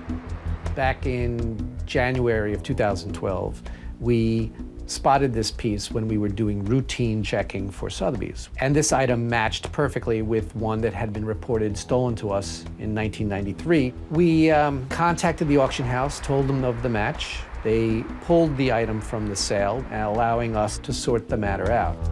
Chris had contact details for the person selling the portrait, but no idea how they had come by the piece or what kind of person they were.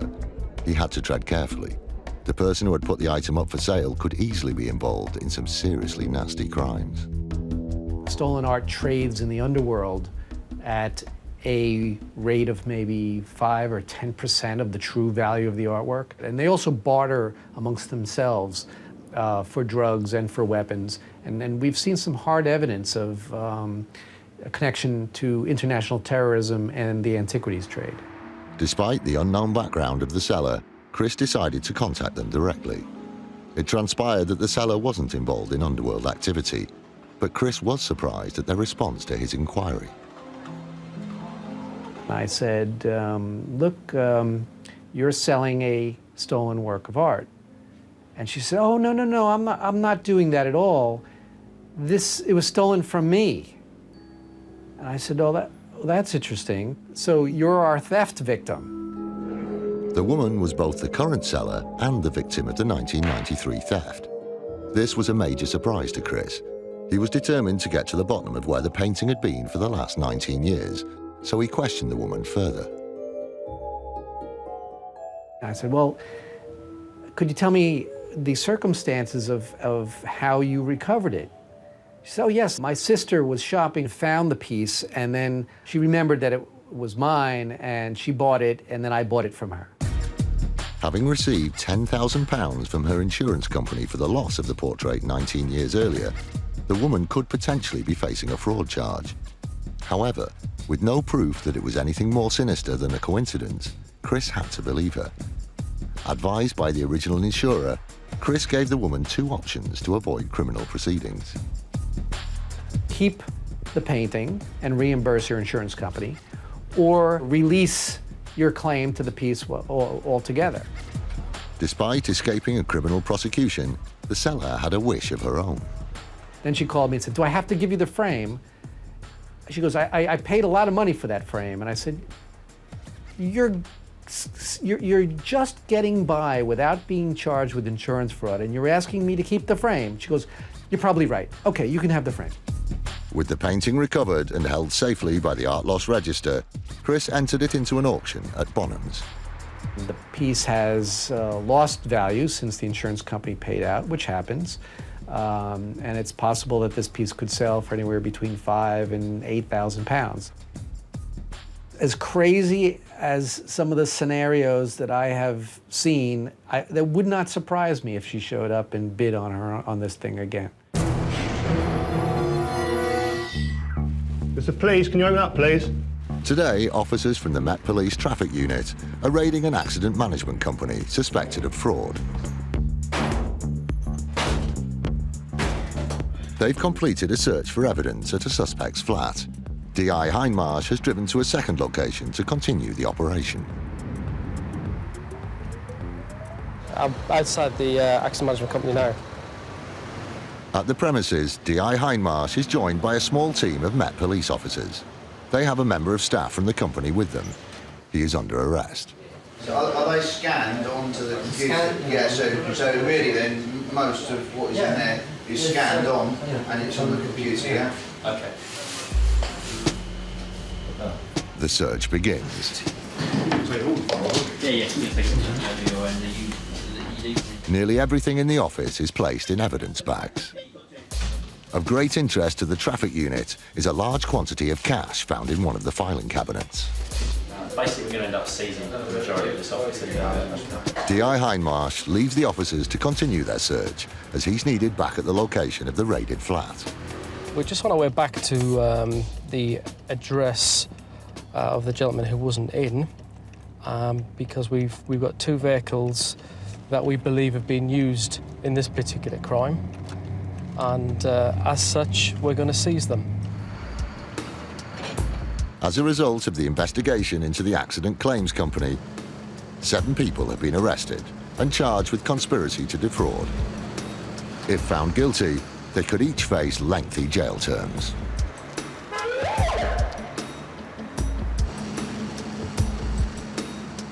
We're really, really pleased with the results. This has been about 8 or 9 months of work to get to the arrest phase. So to get the result that we have, yes, we're really, really pleased. But the work continues.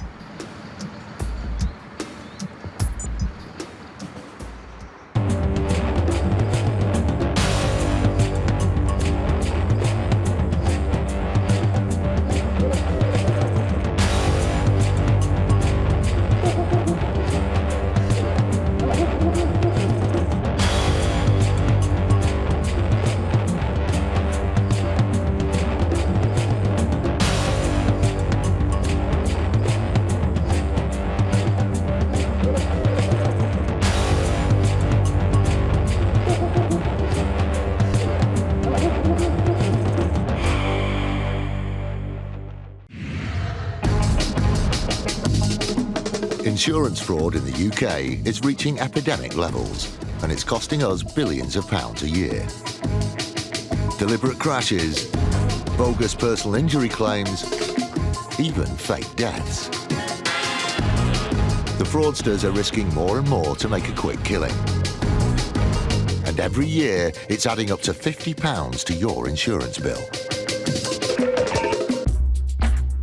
Insurers are fighting back, armed with covert surveillance systems, sophisticated data analysis techniques. This is connected to a bank account and a second mobile phone number. And a newly formed dedicated police unit. Police, get back! They're catching the criminals red-handed. All those con men, scammers, cheats on the fiddle, now they're caught in the act and claimed and shamed.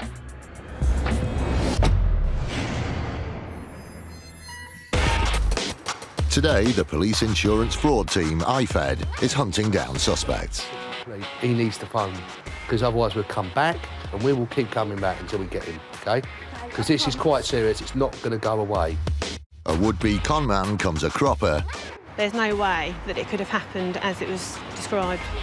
And a claimer is shamed in the gym. There was no form of dysfunction visible in any way, shape or form. This is Milton Keynes, home to Michael Richards. 8 years ago, Michael was a passenger in a serious car crash. The vehicle smashed into a wall, killing the driver, but Michael pulled through. Unfortunately, the driver didn't have insurance, so Michael's case was passed on to the MIB, Motor Insurers Bureau, an organisation set up and funded by the insurance industry. The MIB is there to compensate innocent victims of uninsured and untraced drivers. And that means a whole variety of injuries. It could be a minor injury, it could be a catastrophic injury. We're there to help those people, to provide a fund from which they can claim compensation. Details of the crash and Michael's medical treatment were passed to the MIB. Michael Richards said that he had a head injury as well as other injuries, and he presented in a way suggesting that he had such a bad brain injury he was virtually mute.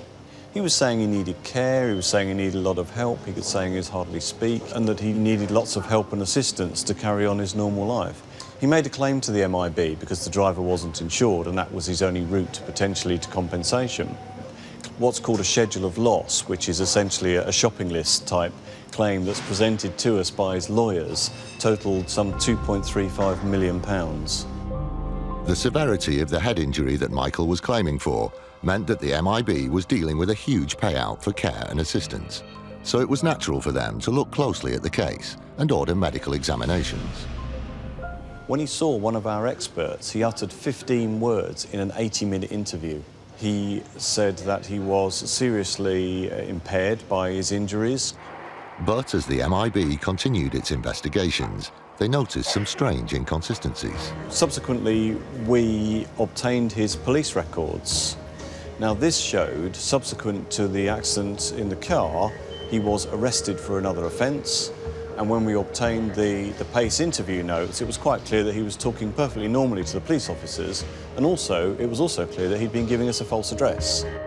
The MIB was by now so suspicious that it called in expert investigators specialising in covert filming. We live in a surveillance society. Effectively, fraudsters are aware that they might be placed under surveillance. And to that end, we have to stay one step ahead of the game. And the equipment that we have to use has to be cutting edge. It's as simple as that. Using all its expertise to stay hidden, the surveillance team went deep undercover to find out what was really going on. What we did discover when we eventually turned up and undertook the surveillance on him was that he was visiting a gym. Filming in a gym is obviously going to be quite a difficult scenario for the operatives to find themselves in. A, they're likely to be in sportswear. There's not a lot of room to hide a camera in a pair of shorts or a sports vest. But they overcame these challenges and were able to film Michael without being detected. What they discovered was jaw-dropping. He was talking and bantering with other gym users.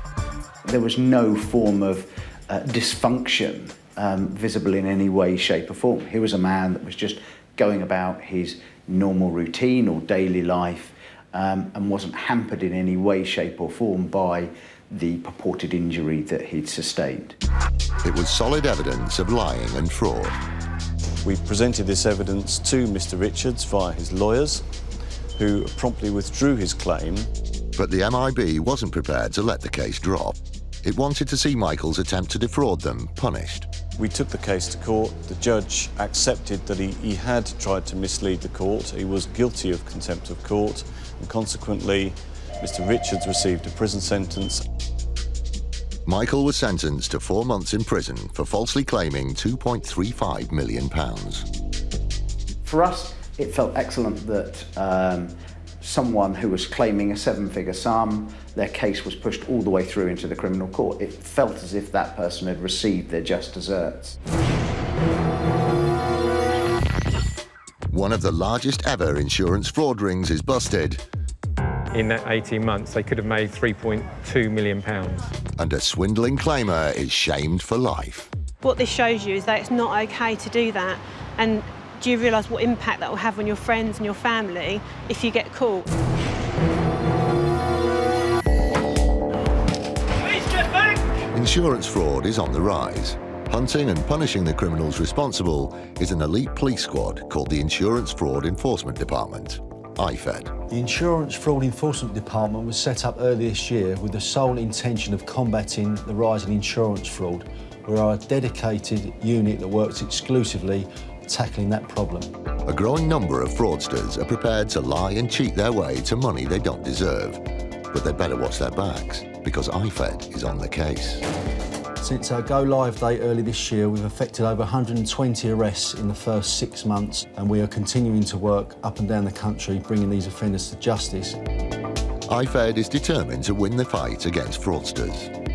We're out to stop them in their tracks. There's every chance that an IFED detective may come knocking on their door to arrest them for committing an insurance fraud.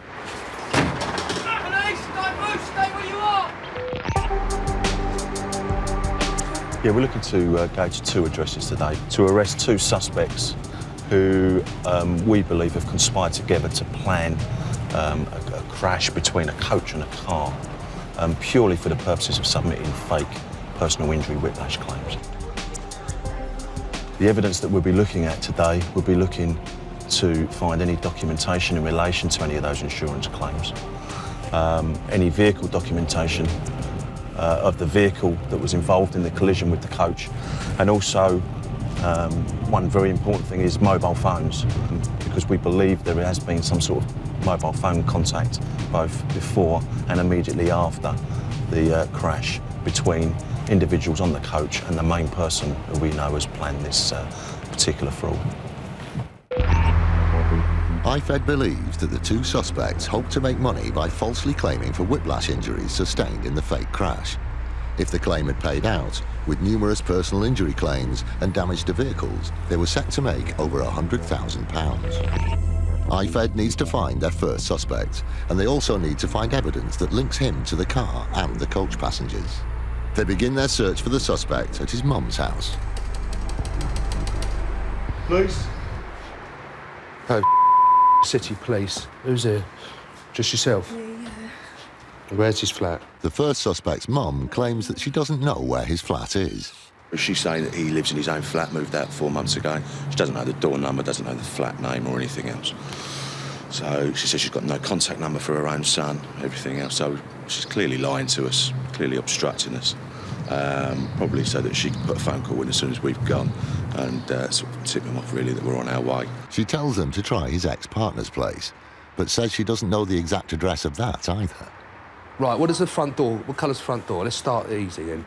I do think you're lying to me, and the patient is wearing a bit thin. How do you get contact? So he doesn't phone you. Do you have a mobile? You don't have a mobile. He needs to phone, because otherwise we'll come back, and we will keep coming back until we get him, OK? Because this is quite serious. It's not going to go away. Using the rough information she's given them, their next stop is the house of the first suspect's ex-partner. Police. Is he in? No, he doesn't live here with me. Do you know his address? No. All right, OK. The ex-partner has no idea where he is, and the hunt is beginning to feel like a wild goose chase. Their investigations have given them one last address to try. He's opening up, he's opening up. They arrive at the block of flats and quickly establish which apartment the suspects are in. That's where they are? Yeah. Are they in? I think so, I'm not sure. Finally, it seems like they're getting closer.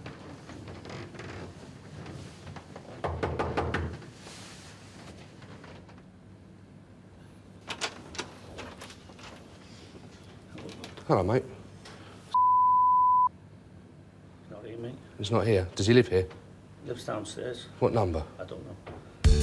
Yet again, the first suspect seems to have eluded them. But suddenly, they get a lead about the second suspect. Do you just live here on your own, do you? No, live with my son. What's his name? When the man reveals the name of his son, they realise they've found the second suspect. Then he backtracks and confirms the first suspect is there too. Easy. Right, where are they? Yeah. Just hang on. What? No, not hanging on. No word with you, mate. Can you come in the front room? But when they enter the premises, it's clear he's hiding from them. Is he in there? It doesn't take long to flush him out, though. Yeah? All right. So don't give me no more all right? Right, mate. Have a seat. Right, you're being arrested for conspiracy to defraud, OK? Although both suspects are under arrest, it's still far from being a watertight case. It's vital that the team find documentary evidence of the suspected fraud, or the charges won't stand up, and the whole case will be dropped. What I don't want to do, mate, is turn this upside down and shake it, yeah? Which I will do if I have to. But if you give us what I'm asking to, there's no need for me to do that.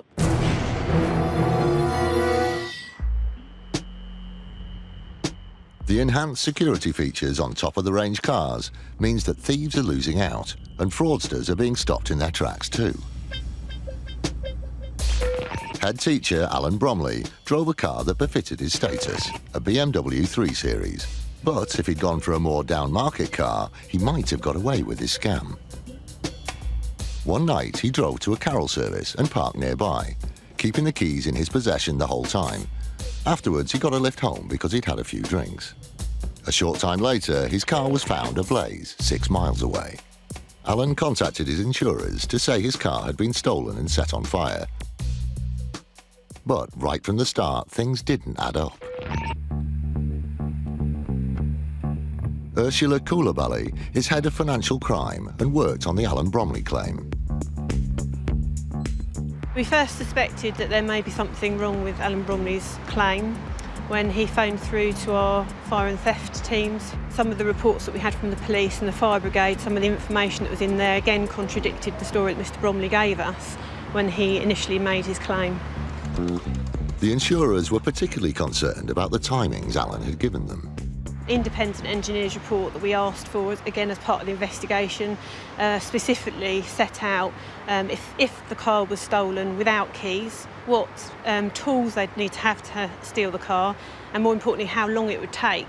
With the timings that Mr. Bromley gave us and at the time that the fire brigade attended, there's no way that it could have happened as it was described. Alarm bells were ringing, and the insurers asked a company specialising in vehicle examination to look at what was left of the car. Phil Hoyes is the engineer who performed the inspection. When I found the vehicle, it had sustained quite heavy fire damage. The condition of the car, it was approaching a complete burnout. Even so, he was still able to carry out a thorough assessment. My remit was really quite straightforward for examining the car. It was to determine whether there were any signs of forced entry. When I got to examining the locking system and the doors, there was no sign of forced damage to the locking systems or around the door hinges or the door frames themselves or the door mechanisms. So, if the doors hadn't been forced, then the only way into the car for a thief would have been the windows. But there was a problem there too. A close examination inside the doors found the glass from the windows that had melted inside the doors, showing that the windows weren't smashed. If the windows had been smashed and forced entry had been gained that way, then you'd find the fragments of the glass inside the vehicle and it had melted in that position. He hadn't lost the keys, there was no forced entry, and the windows hadn't been smashed. So how could the car have been stolen? Alan Bromley's story was going up in smoke, but he wasn't going to budge. Despite the information and the evidence that we'd managed to gain from our investigations, Mr Bromley's been adamant throughout that he's not acted in a fraudulent manner. There was one more piece of evidence for the insurers to analyse, and it proved to be the most important. The key to what really happened was just that, the car key. It contains a microchip, which records detailed information about the car that can be analysed later. It does give us information such as what the mileage was at the last time it was driven and also the last time it was used. When we did the keys analysis report, it contradicted Alan Bromley's case. What it told us actually was the car had been used after that he told us he'd used it last. In addition to that, it was just shortly before the fire brigade were called. They now had all the evidence. The only thing missing was a motive. But luckily, the keys analysis report, together with evidence from the financial contract for the car, gave them the information they needed. Within that contract, there was terms around how much mileage he could do per year. Once again, from the keys report, that helped us to determine that actually Mr Bromley had gone way over his mileage allowance. In the event he either gave his car back, he would either have to pay the entire financial agreement in full, or he'd have to pay the excess for the additional mileage, which was significant. We believe that was the financial motive for what happened. With evidence and a motive, the insurers informed Mr Bromley that they wouldn't be paying his claim. At that point, the police moved in to arrest him. But even then, Alan Bromley stuck to his version of events. Mr Bromley has always denied that the claim that he submitted was fraudulent throughout our investigation process and once it went to court. Alan Bromley was prosecuted for false representation and he was given a 12-week suspended sentence. Although he stood to lose a lot of money on the vehicle contract, the cost to Alan Bromley's reputation and career is arguably greater. He's currently banned from teaching. In Mr Bromley's case, he was upstanding in the community, he was a head teacher, well thought of, and what this shows you is that it's not okay to do that. And do you realise what impact that will have on your friends and your family if you get caught? If you're ever thinking about doing something like this, think again. The insurers are a lot better at detecting fraud, and now we've got the Insurance Fraud Enforcement Department, and they will take action, and don't let it be you that they come to next.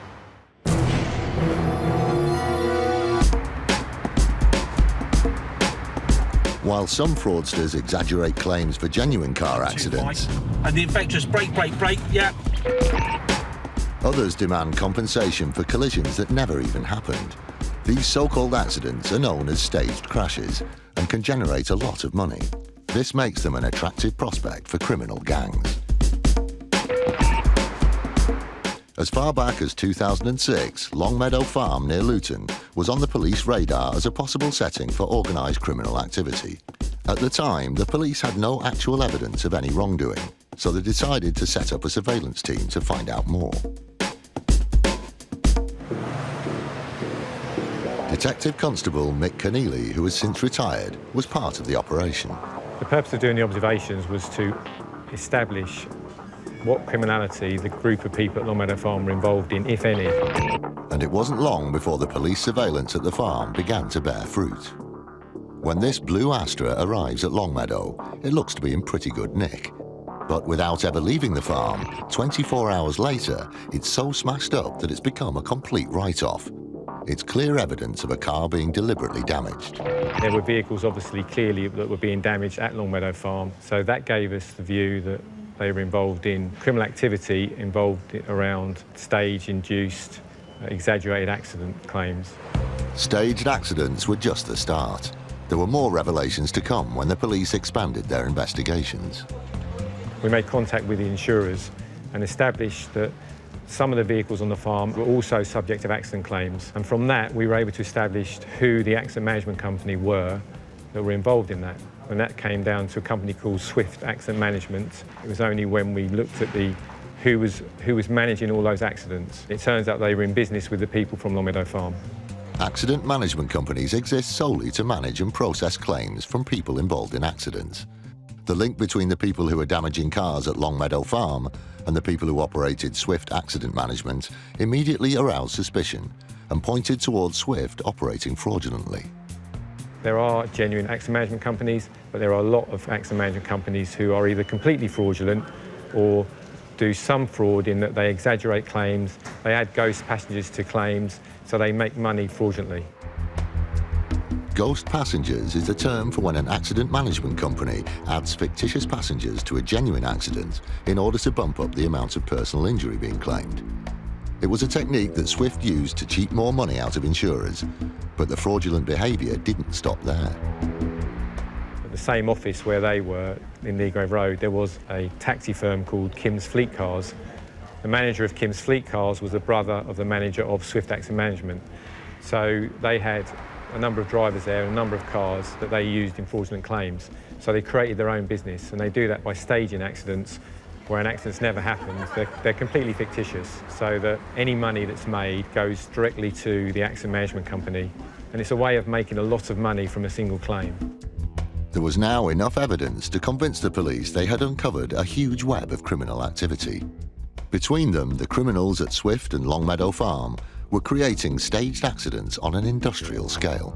Swift Accident Management themselves were in business between August 2005 and November 2006. So in effect, they were in business for about 18 months. In the 18 months, they dealt with 180 accident claims, and out of those, there were 230 individual claims. So the extra 50 were for personal injury claims. So it was a lot in that period of time, and of course, that generates a huge amount of money. It looks like the level of criminality didn't stop there. It seems one of the gang members was also engaged in a more basic form of theft, stealing CDs from the wrecked cars. In terms of claims already paid out and claims submitted, Swift stood to cheat the insurers out of a mind-blowing amount of money. If you looked at what Swift could have made in that 18 months, they could have made £3.2 million. The police operation ensured the gang operating Swift and Longmeadow Farm didn't get away with it. Once they had evidence of cars being deliberately damaged, the police moved in. The sheer scale of the criminal operation meant that 750 people gave statements, 60 people were arrested, and 36 vehicles were seized. The hearings alone lasted 3 years, and 37 people were convicted.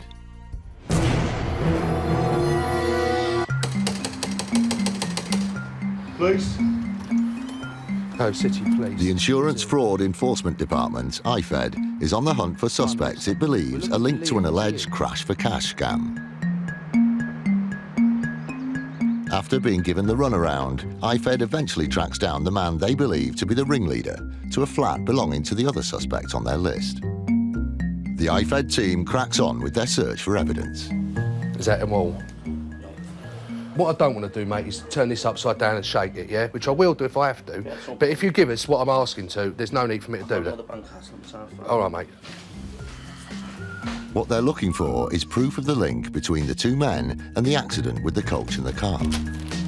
Mark, we found two mobile phones that we're interested in. We found some documentation. I believe it links into the offence that we are investigating. We've also found a number of bank cards, which I want to compare to certain elements of the offence. But that's just the start. As the IFED team searches the flat, they turn up signs of a separate offence. He's got a big box of Moody football kits. So they're basically just, what, like Everton? All different ones. So they're all counterfeit gear, basically, then, yeah? Huh? Yeah. Right. Bag it all up. Does it work? How old is it? They decide to get the suspects taken away to a local police station, but the search for evidence continues. Police, hello?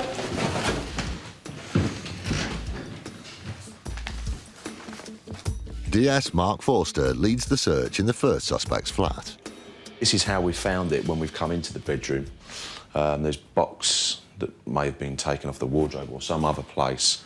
There's a bag here which is empty, so I can only presume that all of this documentation was in this bag. So at some time shortly before we've arrived and arrested him this morning, he's obviously had a quick rummage through this, maybe in an attempt to try and get rid of evidence, basically, that might be key to our investigation. He's obviously been tipped off the fact that we were looking for him because obviously we've been to his mother's address, we've been to his ex-partner's address. We know that when we've arrested him upstairs, his mobile phone sat on the table ringing with his mum trying to get in touch with him.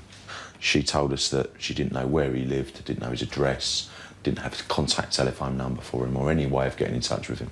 So I'll be going back and having a word with Mum later on today, I think. After sifting through the paperwork, Mark finds the evidence he's looking for, a link between the suspect and the vehicle. We found a driving licence belonging to the driver of the car.